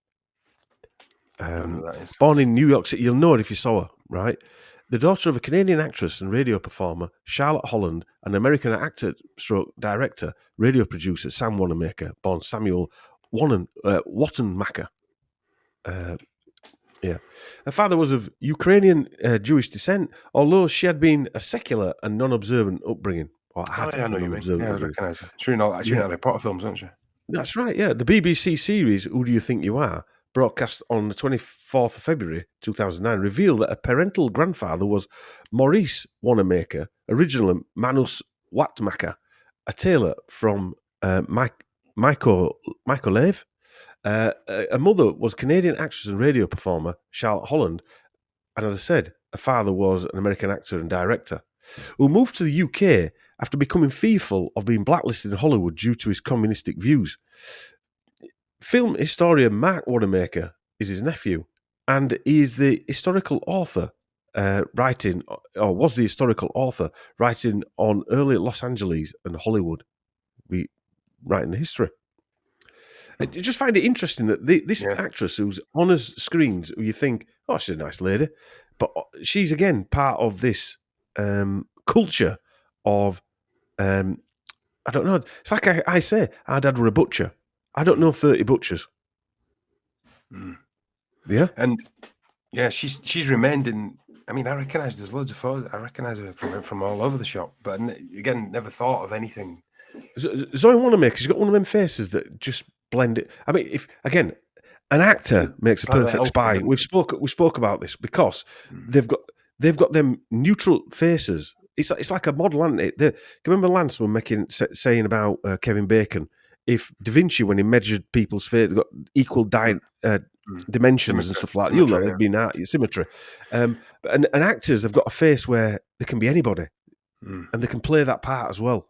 But anyway, Zoe's also part. What this is what piqued my interest. Zoe is also a patron of a charity called Dignity in Dying. Right. Euthanasia. Yeah. Originally, the Voluntary Euthanasia Legalization Society. We'll discuss that in a few minutes. Dignity in Dying sounds a bit more palatable. Yes, palatable. But isn't euthanasia, whatever you want to call it, also part of population control? Yeah, of course it is. Because if you make people ill enough or tell them, well, again, if you're seriously ill and we're going to turn the machine off, that's euthanasia. Or if you're a bit short of money and you're sort of depressed, that's euthanasia as well. Where's the dial tick to get to that point? Yeah, I mean, there is an argument for, age euthanasia. That's been an age-old argument, pardon the pun. Yeah. But then, like you say, bleeds down, doesn't it? It bleeds down, and it's like the death penalty. I've never agreed with the death penalty. And I remember our dad said, "Yeah, but if someone's kids, and if they're sure, then but it doesn't. Life doesn't fucking work like that, does it? That's Birmingham. If you've got money, you get away with it. If you're poor and someone wants you dead, you're gone. That's how it works. Exactly. It doesn't, and the same would happen with euthanasia. I'm afraid it'd get corrupted, wouldn't it? Yeah. So Chris Packman, CBE, is an English naturalist, nature photographer, television presenter and author. He received a Bachelor of Science degree in zoology. There we go again. Many of the Huxleys share these same qualifications too. Packham is best known for his television work, including CBBC's children's nature series, The Really Wild Show from 86 to 95. He's also presented the BBC nature series Spring Watch, Autumn Watch and Winter Watch. Wasn't Michaela Strachan on them? Yeah, as well. Yeah, they used to do shows together. I think them two. Right. He's done them since 2009. Packham is also patron of Population Matters, formerly the Optimum Population Trust. It considers population growth as a major contributor to environmental degradation, as I said, and climate change. Population Matters patrons at blah blah blah. Yeah. So I immediately I had to flick through this, and when his name popped up, I thought there's some reason I don't like that guy, and I can't remember what it was. And I think I saw him talking about jib jabs and population control. And I'd seen him on TV when I was a kid, and I just obviously switched off and saw him in a different light. Well, I mean, I did up again for it. This is something we've just noticed is that a qualification in zoology Yeah. We've counted about 4 or 5 people I in know. this I who've know. got that. What does It stuck out to me as well because I wrote the notes there. If you look at that, you pointed it out before I mentioned it, but we both come to a conclusion. What does that mean? Well, Are we zoologists, the animal? No, it's like what we said earlier when he said we studied animals for long enough and humans. He didn't say humans and animals. He said animals and humans. Did Aldous Huxley right at the beginning? Yeah. Where are we in the list? Last. What I mean is their study of zoology slightly different to your average person's study of zoology? Is that a code word for they've studied? Well, this guy's a zoologist and he wants less people. That's what So I'm saying. Crispin wants Is it 20 million. code word for I've also gone through the rafters and studied the anti-population? Quite possibly. But going back to what you were saying, he was pushing the arm spears. I mean, I'm just looking here now on his Twitter account 3 years ago. Just had my first spear. A lot of good humans have done a lot of good work in remarkable time to make it happen. Bollocks. Yeah. I'm a zoologist, so I know. I thought so. I remember in the middle of it, I thought there was yeah. When I saw that, there's something that stuck in my head that the reason I didn't no longer like that man. Yeah. Unfortunately. Oh, he's had Divot symptoms. What to watch out for. But yeah. So yeah. Anyway, yes, he was pushing him. His sister is Jenny Packham. Why do you keep saying that? British fashion designer. She mostly makes ready-to-wear clothes and wedding dresses. She designed at least 8 dresses for the Princess of Wales. Ah. As in Kate. Right. Maybe that's why she always wears the same ones on them pictures. She only got 8. Does that mean did she design her Rosemary's Baby one then? Quite possibly. I don't know. It didn't say that here. The new one we've had sent to us recently about the Audrey Hepburn one from My Fair Lady. Yeah. No, but I'm being serious. Did she design them? I don't know. No, but I know you don't know. But I'm be interesting. It'd be very interesting, wouldn't it? I remember saying when the Rosemary's Baby dress came up, either someone's got a really good sense of humour or someone is in the know and knows exactly what they're doing. Yeah. And you could hazard a guess that even Kate Middleton didn't know what's going on with that dress or with the My Fair Lady dress. But maybe this is the woman. Maybe it's Jenny Packham. I just said it as well. Yeah. Maybe they're related to Jeremy Packman. But she definitely, it says here, she definitely designed the one she wore at the Olympic Gala in 2012 at the Albert Hall. And she also designed the one she wore at the premiere of No Time to Die in 2021.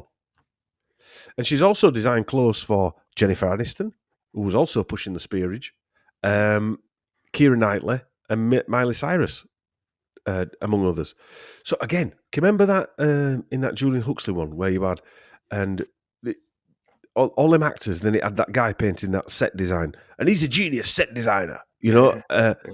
And then you had Huxley's whatever Spawn. So is that set designer more important than a potato farmer, for instance?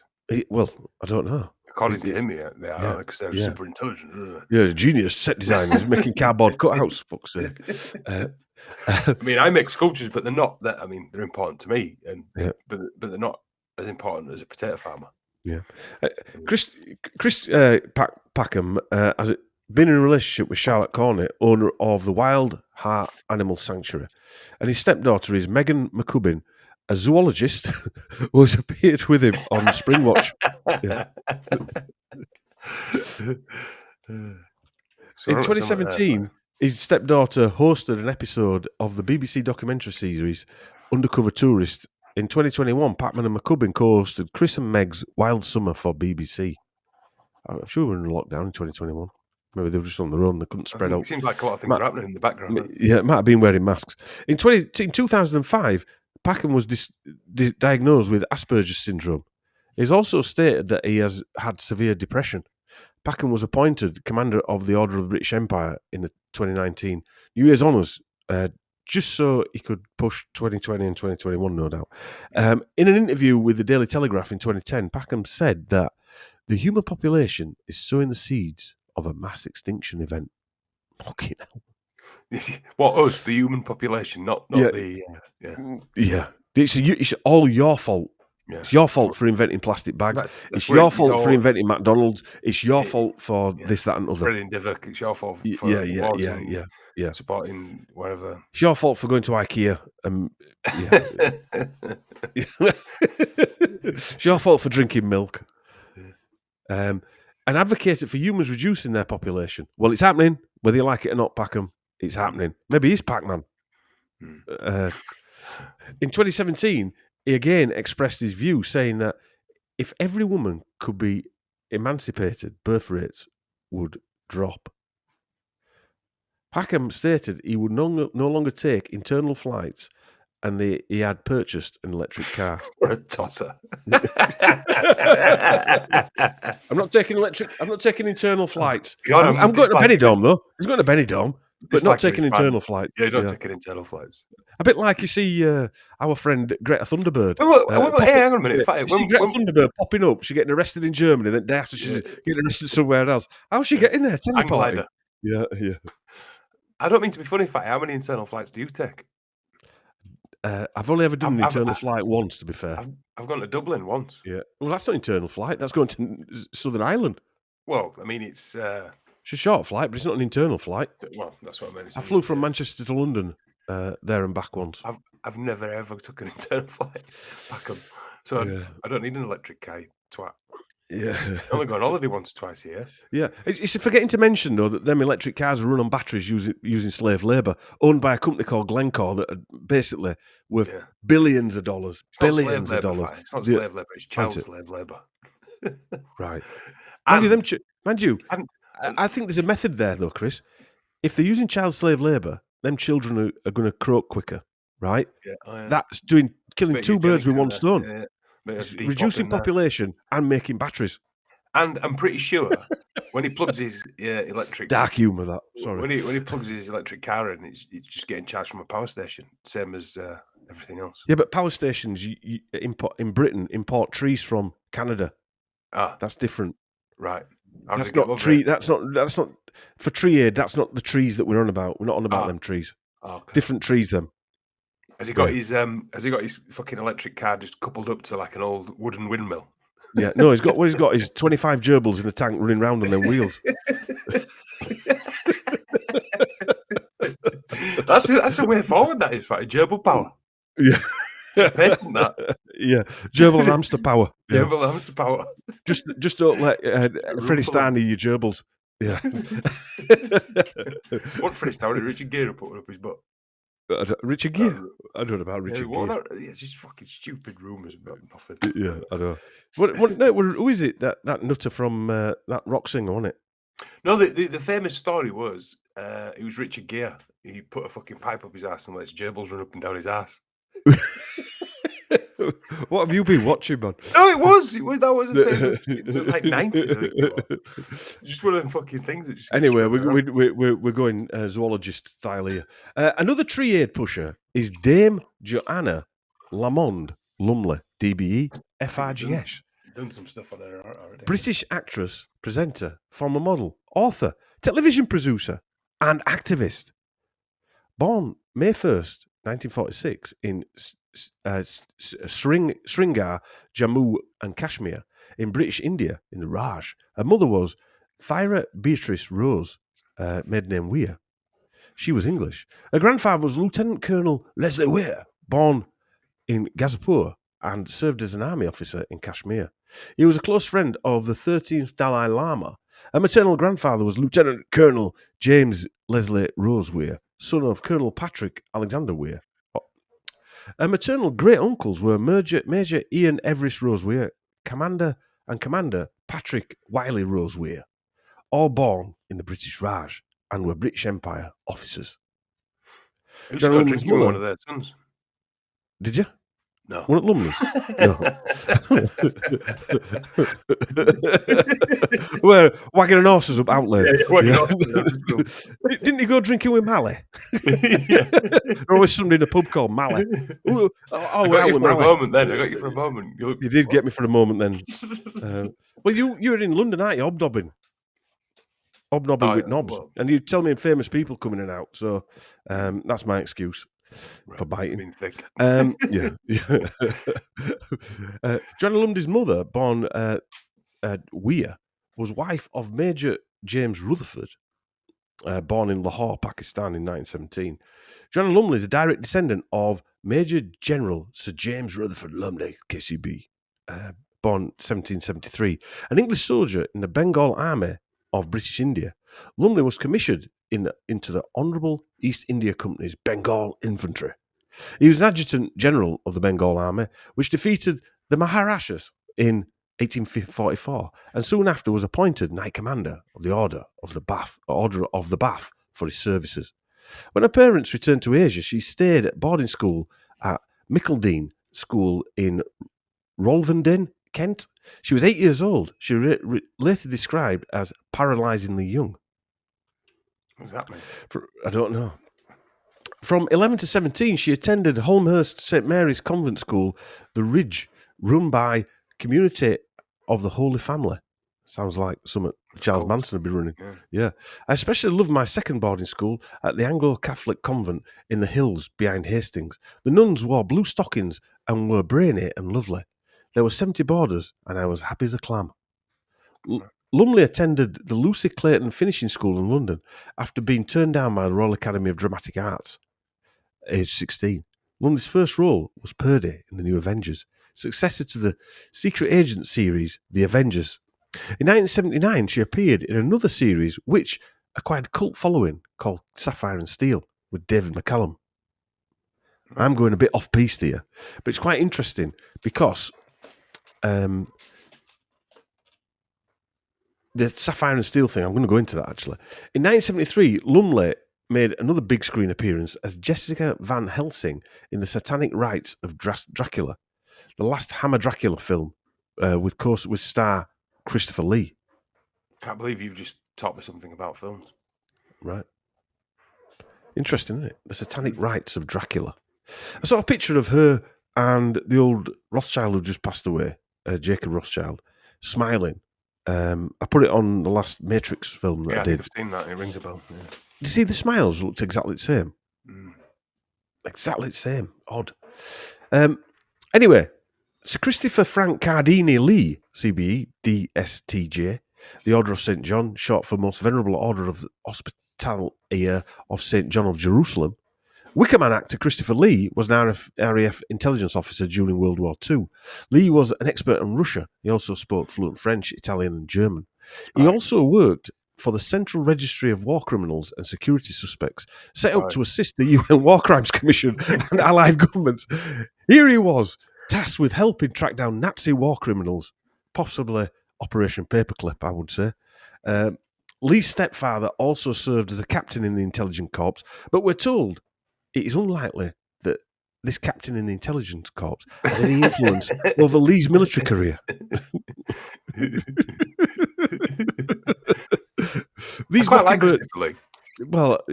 Mockingbird-type characters are everywhere. This statement says it all, said with a smile.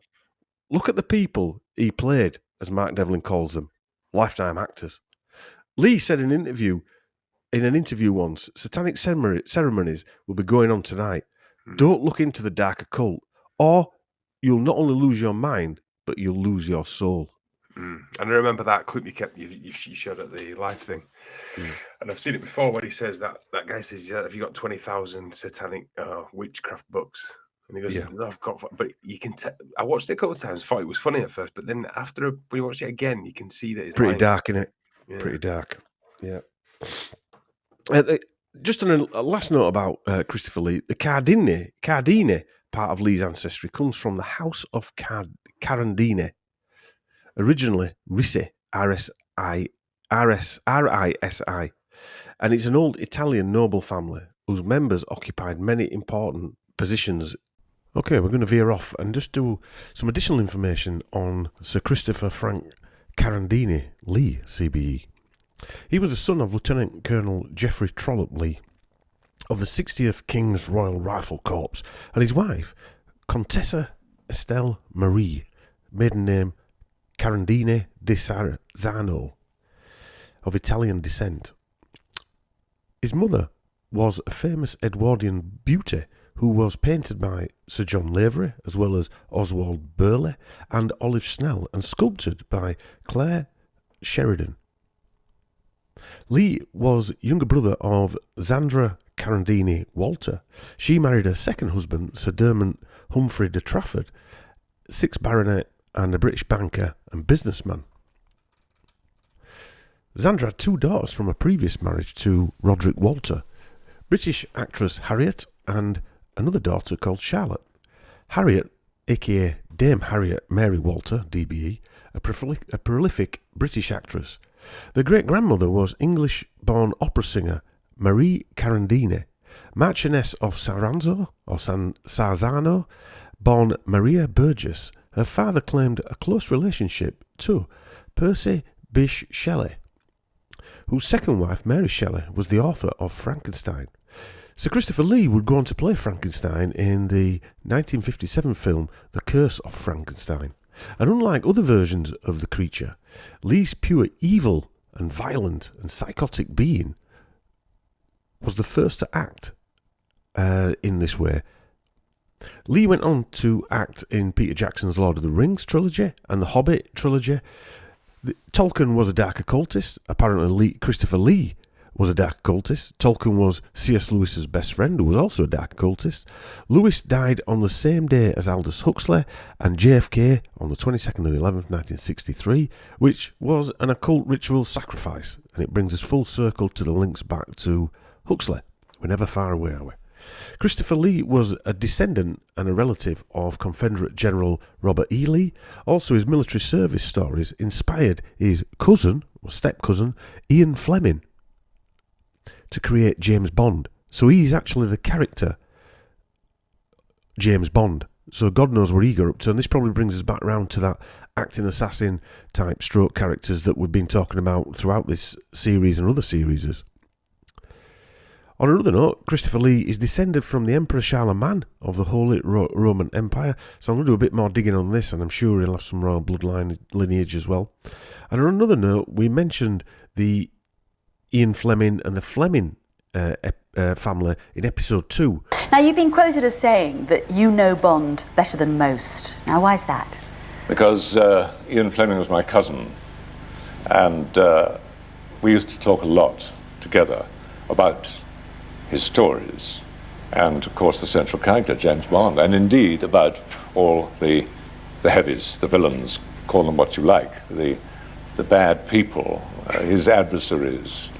And I can tell you one thing, that as far as I know, there's not one single name given to Bond's adversary which is not a real name. I mean, I have met a man called Scaramanga.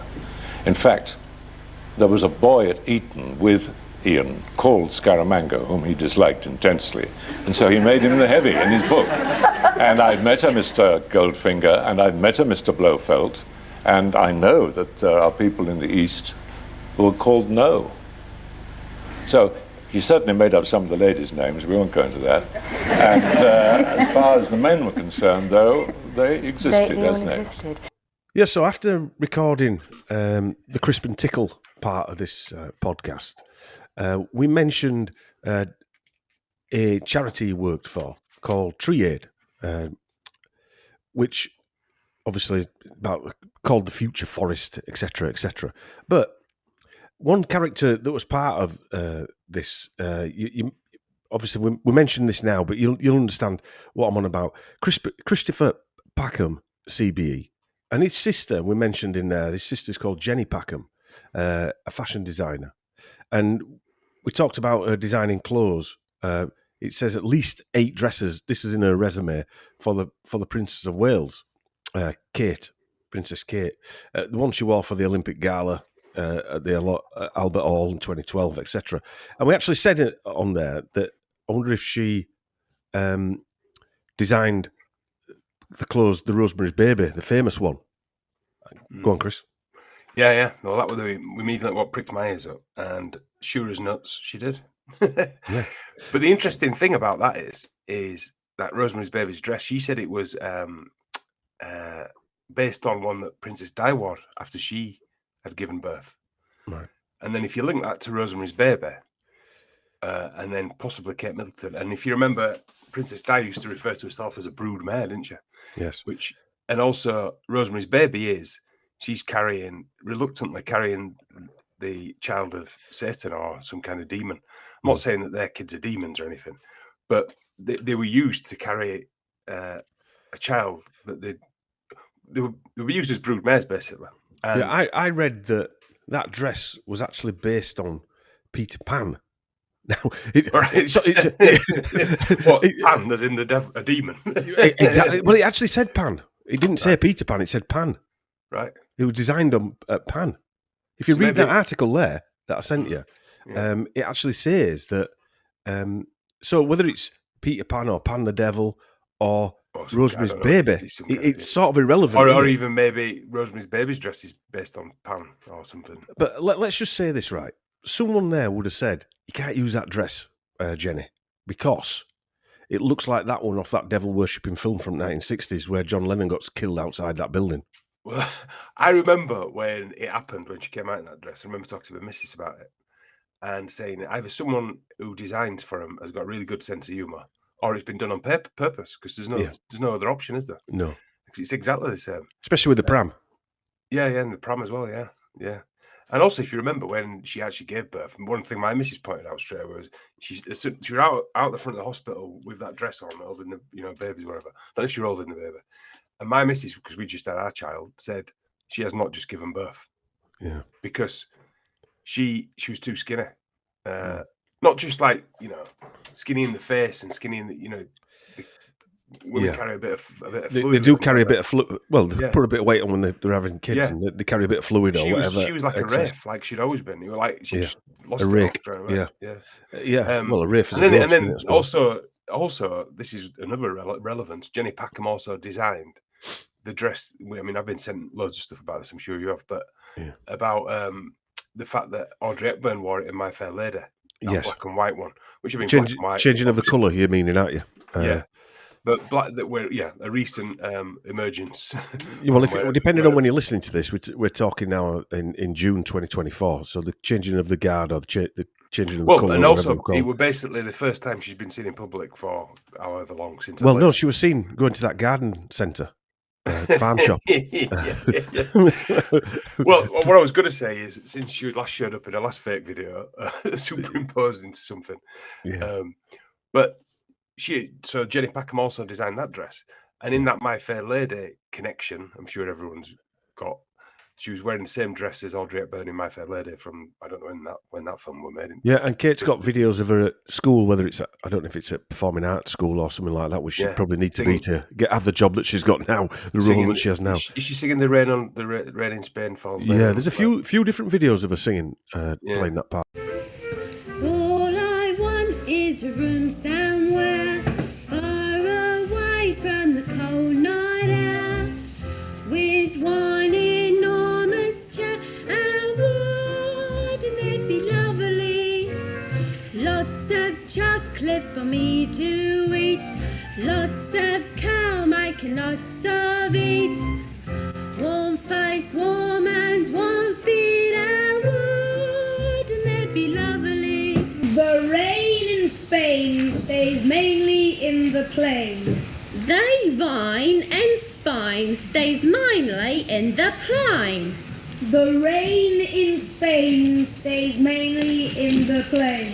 Didn't I say that? No, Eliza, you didn't say that. You didn't even say that. Every night before you go to bed, where you used to say your prayers, I want you to say, will it rain, do you think? The rain in the plain. But in Hartford, Hereford, and Hampshire, hurricanes hardly ever happen. How awfully funny. Also, my missus pointed out something interesting. Oh, London Bridge is falling down. My missus pointed out. I don't know. I didn't check this, but apparently that's code for Queen dying or a royal family member dying. Yeah. So there is some very strange. Your missus isn't as dumb as you look, is she? No, dumb as I look. Did you say? Yeah. She said to me the other day as well. I was going to tell you. She said, I can't wait till done that. She went, Chris, come here, look at these chemtrails. I'm like, you're nuts, man. What are you talking about? But I would say we've discovered something there, Fire. Well, I think discovering, I mean, you've got Chris Packham who's pushing the global climate warming change on steroids, right? It's part of Population Matters. Another one. I mean, all the way through this, pushing the taps. Which you could say that pushing the jib jabs is pushing population control. Yes. Or depop. I mean, whether he knows that or not, sort of irrelevant. But all the way through this, you've got people pushing this euthanasia, eugenics, global climate warming change, whatever you want to call it, or doing work for the royal family. It's all agenda. The royals. I mean, when you think about these dresses this lady's designing, she's not designing them for Next, is she? No, or H&M. £6,000 each, aren't they? And stuff. Well, I would have said more than that, Chris. These are one-off, what they call one-off pieces. Oh, the one. I mean, actual normal stuff. I think I had a very, very brief look. I won't pretend I did. But also even taking Kate Middleton out of the equation, Chris Packham's sister is a big fashion designer. Yeah, which isn't that it's not it could but again it just ties into that family thing that we talked about before. She also does everyone's doing all right, aren't they? That's what I mean. Yeah, but she also does like this, the clothing for films. She did No Time to Die in 2021 for James Bond. Point is, Fatty, she's been given a cash cow, hasn't she? Well, whether it's a cash cow, she might be a fantastic designer. Who knows? But yeah, whether it's a cash cow, Chris, I move away from. I think some level, money's important and what have you. No, what I mean is, I don't mean it's about money. Fact, what I mean is, they've been delivered an easy existence. Do you know what I mean? It's not all about money, but she's in a position where she can. I'm sure I can only assume why they're chosen to be there, right? I can only assume why they're chosen because I don't know. I've not looked into the reasons. $2.5, $3.5 their dresses go for. Yeah, and they're probably not one-offs either. No. But it is interesting where you walk away from talking about this. Say Chris has never seen a lot of this stuff. I emailed him probably the day before we set out to do this, so a lot of it catches him off guard, which is good because then what happens is we drill down on a few more. Well, the other one that caught my eye was that Chris Packham guy because I said something I didn't like about him, and it was because I remember him pushing the jib jab, but he was almost floating around in the back of my head. I couldn't remember where it was. But I mean, from 1986 to 1995, he was on kids' programs. Yeah, I remember from really wild show. Yeah, so he's another one of them people who's been put in place and left there. So it's a household name, like a lot of these folk are. Yeah. Whether he knows it or not, but he's pushing whatever, innit? He's pushing the agenda stuff, innit? Yes. So let's move on. I mentioned Sapphire and Steel as well. What on earth has that got to do with Huxley? You might say, right? But when these things happen, you've got to have that's one of them doors that open. And Marco mentioned it to me a few months ago. So was Matt Sergio, and we got talking about it because Sapphire and Steel was produced by actor stroke producer stroke director Sean O'Riordan. I think he died in Home Firth, actually, Chris. Not right. And Sean O'Riordan is the DJ Judge Jules' father. Right. And he was a child actor, was Sean O'Riordan, in some, I forget the name of it now, some spurious like sitcom. Well, whether it was a sick comedy or it was just some sort of like, but it were black and white, so I think it were in the 60s. Presume it were in the 60s. But Judge Jules, is the nephew of TV star Rick Stein, CBE, and Jill Stein, OBE. And also, he's the nephew of physiologist Professor John Stein, or Steen. He's also the cousin of artist Lucy Stein. Yeah, and Judge Jules is the grandson of Eric Stein, and Eric Stein worked for the company Distillers PLC, which at the time was a leading Scotch whisky company, and it was also into chemicals, and it was also at one time on the FTSE 100 index. It was taken over by Guinness in the 80s. It's now part of Diageo, massive global drinks brand. You'll have heard of them being in pub industry, Chris. In a transaction that was later found been found fraudulent, and that was the Guinness share trading fraud. But anyway, but Distillers also had a pharmaceutical division, and they were responsible for the manufacture or the licensing in the UK of the thalidomide drug. Good God. And Eric Steen, Eric Steen, so this is Judge Jules' granddad, suffered badly after this, and he suffered from bipolar disorder. And he tragically jumped while walking along the coastline with Rick Stein's sister, Zoe. So Zoe, I think, is the artist Lucy Stein's mother. Rick has said they left Redland, our holiday home on the Cornish coast, and walked up a small road towards a lighthouse on Traverse Head. 3/4 of the way up, they turned right and cut across the cliff, just beyond the herringbone slate wall with a tamarisk growing out of it, where the track runs very close to the cliff edge. My father turns to Zoe and said, "I told you I'd do it," he said. Then he dived off onto the rocks beneath. Bloody hell. That's a dramatic story, isn't it? Yeah. Dad of 5, Eric Stein, died in 1965, shortly after taking early retirement from his role as managing director at Distillers Company, then involved in the marketing of the controversial drug, thalidomide. How can they diagnose him with bipolar? It didn't exist then, did it? I don't know. I don't know when that started or when he got I diagnosed. always thought it was a new diagnosis. Well, maybe it was a diagnosis after the event. To do something like that, you had to have bipolar. I don't know is the answer to that. But crazy words. I told you I'd do it.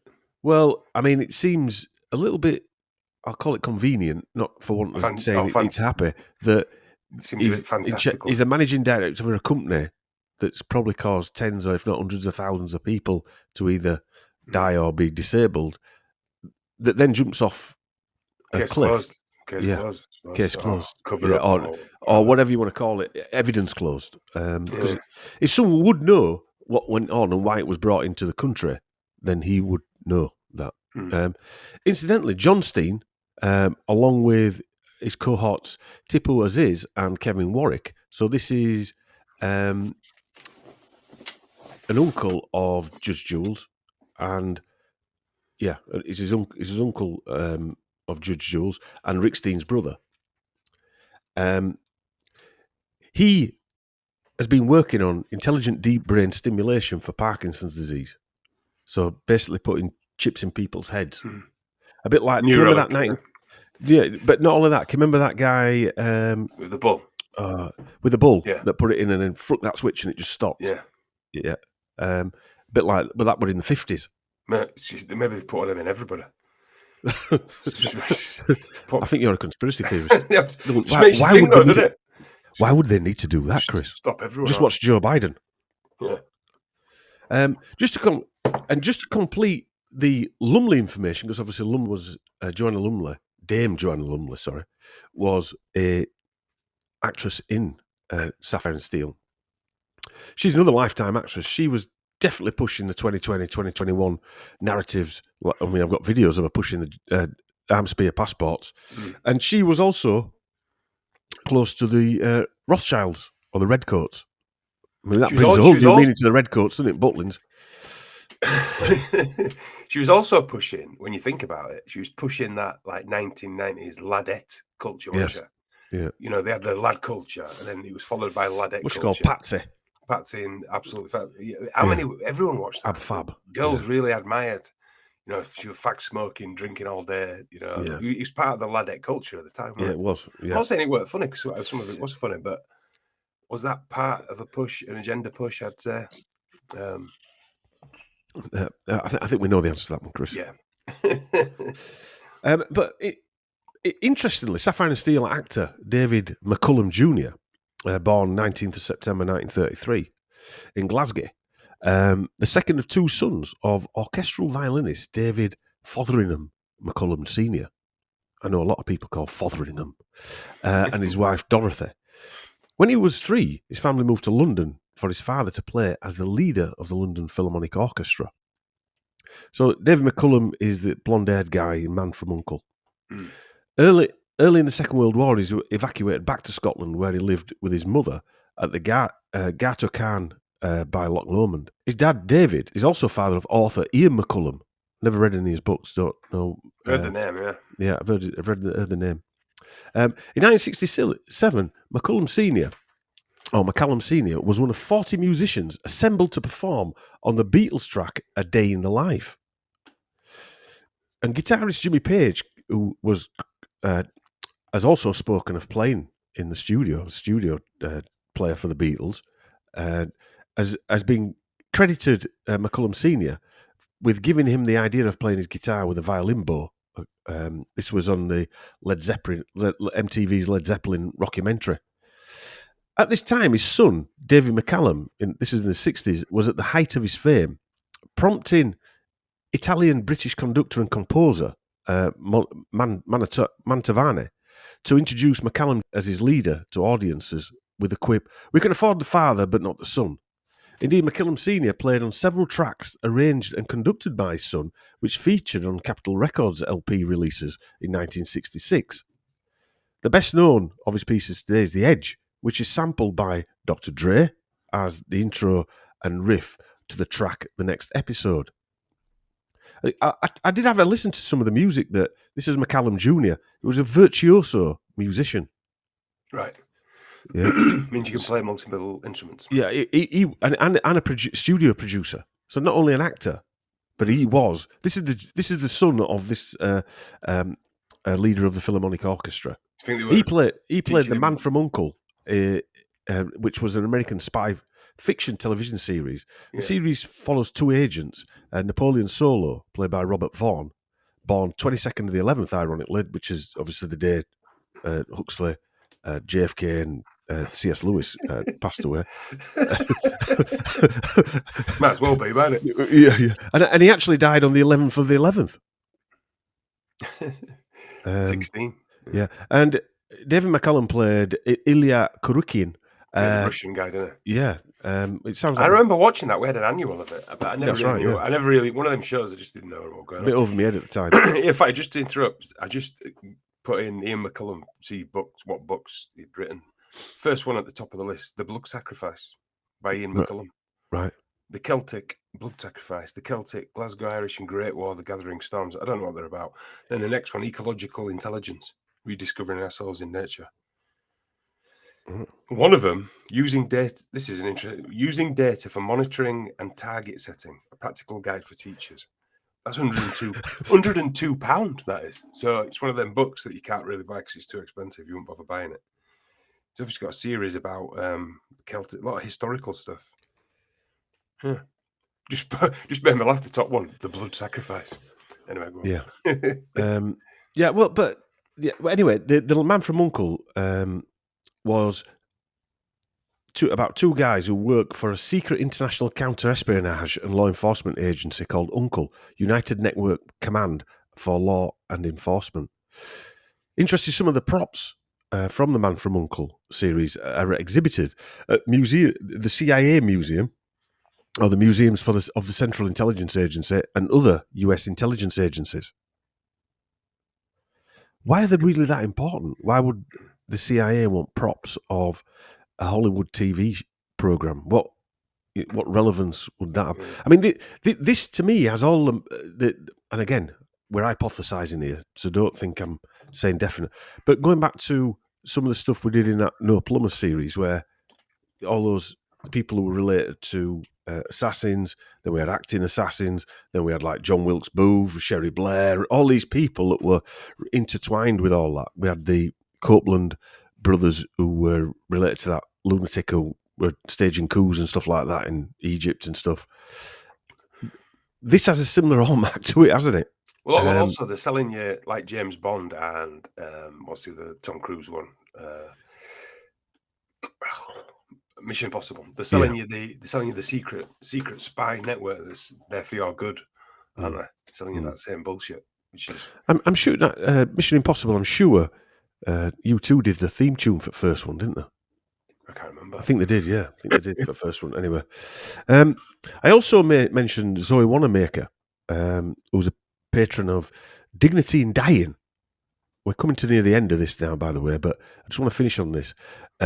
Of this episode, anyway. Originally called the Voluntary Euthanasia Legalization Society. Mouthful. Yeah. So this is where it all ties back round to the Huxleys. And I want to talk about the Huxleys, Sir David Attenborough, Dignity in Dying, and the Church of Euthanasia, COE. Church of Euthanasia, bloody hell. Yeah. Dignity in Dying. In 1931, Charles Killick Millard, the medical officer and health for Leicester from 1901 to 1935, gave the presidential address at the annual general meeting of the Society of Medical Officers of Health. In the address, he advocated the legalisation of voluntary euthanasia, which prompted considerable debate, it did, in Britain involving doctors, clerics, and the wider public. Millard's proposal was that in the case of terminal illness, the law should be changed to substitute for the slow and painful death a quick and painless one.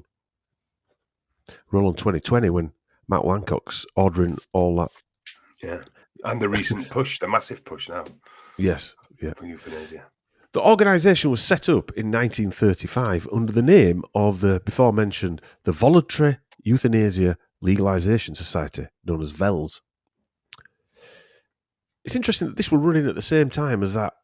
Remember that video that I played at the beginning of last time with Sir Julian Huxley talking about how did this terrible predicament come about? You know, the feeble-minded, the mentally ill, and all this type of stuff. Then they're also working on a different branch here of euthanasia. Just before the Nazis start doing it. They're actually working on the same thing. Yeah. With a smile on the face, though, not jackboots. Because there's clerics involved. There's medical doctors involved. The first chairman was a chap called Dr. C.J. Bond, a consultant surgeon at Leicester Royal Infirmary. During the 19th and 20th centuries, he served at the Leicester Royal Infirmary and was a proponent of eugenics and euthanasia. In 1881, Bond was elected as a member of the British Medical Association. That's what you just need, a doctor who's into eugenics and euthanasia. Bond often conducted eugenic experiments on animals in his garden and poultry yard. Bond was also the founder of the Sociological Society and the Eugenics Society. Bond served as a lifelong chairman of the Voluntary Euthanasia Legalisation Committee. Dr. Charles Millard, who I mentioned earlier, was made the first honorary secretary of the Euthanasia Legislation Society, now Dignity in Dying. In 1935, Dr. Millard founded this society, Dignity in Dying, a movement that campaigned for the legalisation of euthanasia in Great Britain. In addition to supporting euthanasia, Millard had supported movements advocating for temperance, eugenics, cremation, and birth control, and helped found the first birth control clinic in Leicester. Maybe Sir Richard Branson was there, being trained. There have been, if you remember, some parts of Leicester, there have been strong opposition to compulsory smallpox arm spears in Leicester for many years. And as a strong supporter of arm spears, Millard had to work within this established framework. While still supporting arm spears, he argued against it being compulsory of infants and the use of mass arm spearing to control outbreaks. Instead, he advocated isolation of cases and voluntary arm spears of medical and nursing staff and of contacts of cases. That was this is 1930s, 1920s. But also, you don't know, is he put there as that guy who's arguing it, even though they're all in the same fucking boat? Of course, it's that nudge unit. Right, yeah. We're getting a bit too much pushback here, so we'll just relax, but we'll never give you back what we're taking. Yeah, and we'll pretend some guy up there is on your side just for a little bit. But this is where it gets interesting.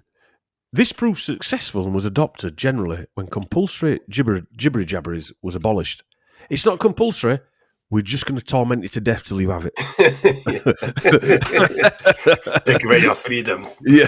Screw your freedom. Interestingly, on the board of that time of the voluntary youth, I like when they put voluntary. You can volunteer to die. The Voluntary Euthanasia Legalisation Society was a chap called Frederick Levi Attenborough. Like the middle name. Like the middle name. Last name, never mind middle name. Yeah. Frederick Levi Attenborough was an English academic and principal of the University College Leicester. In 1915, he attended the Emmanuel College, Cambridge. What, he didn't go to war?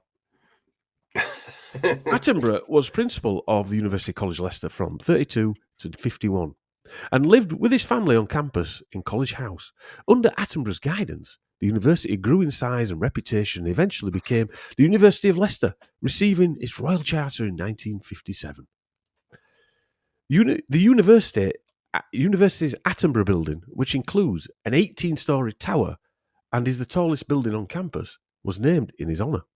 The building was opened in 1970. Attenborough was by then, at this stage, quite frail, so the building was opened on his behalf by his youngest son, John. The Attenborough building, as I said, is the tallest building on the campus of the University of Leicester and houses arts and humanities departments. It was designed by Arup Associates and constructed between 1968 and 1970. Ove Arup, as one of the chief engineers, CBE, it was an English engineer who founded Arup Group Limited, a multinational corporation that offers engineering, design, planning, project management, and consulting services for building systems. Ove Arup, that's Ove Arup, A-R-U-P. So excuse my Yorkshire accent when I'm pronouncing these things. I'm sure there's a more exotic way of doing it. It's considered to be one of the most foremost architectural structural engineers of his time. He attended Sorø Academy in Denmark, a boarding school with many influences from Thomas Arnold of Rugby School. And this is where these weird links come back again to the Huxleys. This is just one of them. We're going to get to another one. So the guy that designed Attenborough's building got his influence from Thomas Arnold of Rugby School. Thomas Arnold, if you remember back, was Aldous Huxley's grandfather. Stadium sport guy. And the stadium sport guy. He also engineered the design of Sydney Opera House, made its construction possible. Frederick Attenborough died on 20th of March 1973, age 85. As you could have guessed, he was the father of Richard Samuel Attenborough, or Baron Attenborough, CBE, a.k.a. Dickie Attenborough, film director and producer and actor.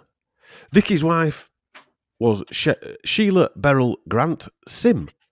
Now, I haven't checked the Sim name because I do recall, if you listen to this now, you've probably heard the Dom Jolly release. His mother was a Sim. Has to be, doesn't it? S-I-M. There has to be some link, right? And I will be looking at that after we've finished recording this. But there has to be a link there. She was also an English film and theatre actress. And their children, so this is Dickie Attenborough's children, are Michael John Attenborough, CBE, an English theatre director, recipient of 2 honorary doctorates from the University of Leicester, where he is now a distinguished honorary fellow, and one from the University of Sussex, where he is an honorary professor of English and drama. He actually married James Seymour in 1971.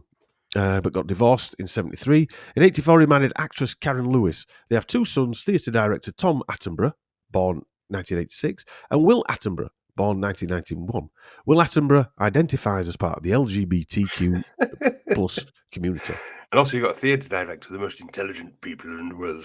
Yes. Geniuses. Geniuses. Then we have Jane Mary Attenborough's daughter. Daughter of Sir Dickie. She was killed in the Indian Ocean earthquake tsunami while holidaying in Thailand on the 26th of December 2004. She died together with her daughter Lucy and mother-in-law. Oh God! So 3 of the Attenboroughs, got caught in that. Horrible. The eldest daughter of actor filmmaker Richard Attenborough and the actress Sheila Sim is Charlotte Isabel Attenborough, born 1959. She's a British stage, film and television actress known for her appearances in Jane Eyre, Jeeves and Wooster, and she married Graham Sinclair, an actor known for Chaplin in 1992 and Emmerdale Farm and a few other stuff. He recently died, actually, in 2021. As I mentioned, Sir Dickie's wife, Sheila Sim, her brother was English television and film actor Gerald Grant Sim. So you can see even that just small conclave of their family. Then we come on to Sir David Attenborough, Sir David Frederick Attenborough, to give him his full name. Broadcaster, biologist, natural historian, and author who won a scholarship at the Clare College, Cambridge in 1945 to study geology and zoology, Chris, and obtained a degree in natural sciences. His son, Robert Attenborough, his specialities are research expertise. Fields of study are human population biology and health and human evolutionary and behavioural ecology. He's a senior fellow at McDonald Institute for Archaeological Research. The McDonald Institute for Archaeological Research is a research institute of the University of Cambridge in England. The institute was established in 1990 through the benefaction from the late Dr. Daniel McLean MacDonald. He was the founder and chairman of BSR Group, manufacturers of record turntables and record changers. The youngest son and brother to Dickie and David is John Michael Attenborough. He was an executive in the motor industry and then a financial advisor. Well, by all accounts, from an email I received from a listener of ours, cut all ties with his eugenesis family. For what reason, I don't know. But apparently, this person who emailed in worked with this chap in I remember that. Yeah, and said he was a really nice bloke and would not talk about his family. Strange. Yeah. In the early 60s, David Attenborough left the BBC and studied social anthropology at the London School of Economics. Always makes me your ears tingle when you mention the LSE. In 1934, a film called The Private Life of Gannets, a British short documentary film, was directed by Sir Julian Huxley. It was directed by about a colony of northern gannets, and it won Best Short Subject, One Reel, as it was called then, at the 10th Academy Awards in 1938. It was the first wildlife film to receive an Academy Award. What's a gannet? And birds out there that live on a gannet. Is where the word gannet comes from? Yeah. Must eat a lot. Yeah. Classed by many as the world's first natural history documentary, its thorough and academic approach was a stark contrast to the expedition format of its predecessors. So they basically started the wildlife documentary there, didn't they? Exactly. Yes. The director of The Private Life of Gannets was a guy called Sir Alexander Korda, a Hungarian-born film director, producer, screenwriter. He and two of his younger brothers, Zoltan and Vincent Korda, both of whom also had careers in the film industry, often working with Alexander. Vincent Korda was also obviously a Hungarian-born artist, art director, and is the father of 4 children, including writer and editor Michael Korda, an English-born writer and novelist who was editor-in-chief of one of the big 5 book publishers, Simon & Schuster, in New York City. I mean, they're a massive corporation, Simon & Schuster. Anybody wants to look into them, they control most of the book industry. Korda, apparently, who worked at Simon & Schuster, was a major figure in the book industry. Can you imagine the clout them type of people have got? I was thinking that, yeah. So if you're in, I'm not saying he is, but let's just say you're in the Council on Foreign Relations and you've got that job, or Bilderbergers or World Economic Forum, and they're saying we need to start pushing this agenda, that agenda, whatever agenda we want to push. That's where you push it from. You're choosing what books show up in Watson's, aren't you? Yeah. Now, his daughter is a lady called Chris Korda. And if you're watching this, I'll put some pictures on. She's an American antinatalist activist, techno musician, software developer, and leader of the Church of Euthanasia. What's an antinatal activist do? Antinatalists argue that humans should abstain from having children. Oh, there you go. Yeah. Nice. Population control. Yeah. Under a techno music. Never mind. At least they won an Oscar for a film about birds, gannets. The Church of Euthanasia, as stated on its website, is a non-profit educational foundation devoted to restoring balance between humans and the remaining species on Earth. Remaining species? What they're talking like half of them have gone. Yeah, dodo. Yeah. Now, what is interesting is that obviously Sir Julian Huxley, we have, is starting up the World Wildlife Foundation, starts up UNESCO, is president of the British Eugenics Society. He comes up with the term transhumanism, many other terms as well, from his book New Bottles for New Wine, which we can read between the lines of what that means. In 1951, Sir Julian Huxley launched the career of the nature television presenter David Attenborough. Sir Julian Huxley narrated Attenborough's first television documentary. Later, Attenborough co-hosted a programme with naturalist Julian Huxley called The Pattern of Animals, which featured animals from London Zoo. And that rounds that part off nicely, that Julian Huxley launched. I copied that, right? I didn't write that. I copied that off a newspaper article. Julian Huxley launched the career of the nature television presenter David Attenborough. Bloody hell. There's your Huxley Attenborough connection. That just comes back round. And all of it's linked because, I mean, these people are starting up euthanasia, they're starting up all the other stuff we've spoke about, but it's climate change. All of it's linked to the same plan, isn't it? Eugenics. I might have mentioned this before. I mentioned that to someone. Yeah, but I've mentioned it to loads of people. You know, when you bring up population control or there are eugenists, and often the answer is, but there is too many people. Yeah. And I mean, yeah, just going by the fact that you live in London or in a big city or in a, you know, even in a town, I suppose, unless you're in a village, it just seems there's too many folk around.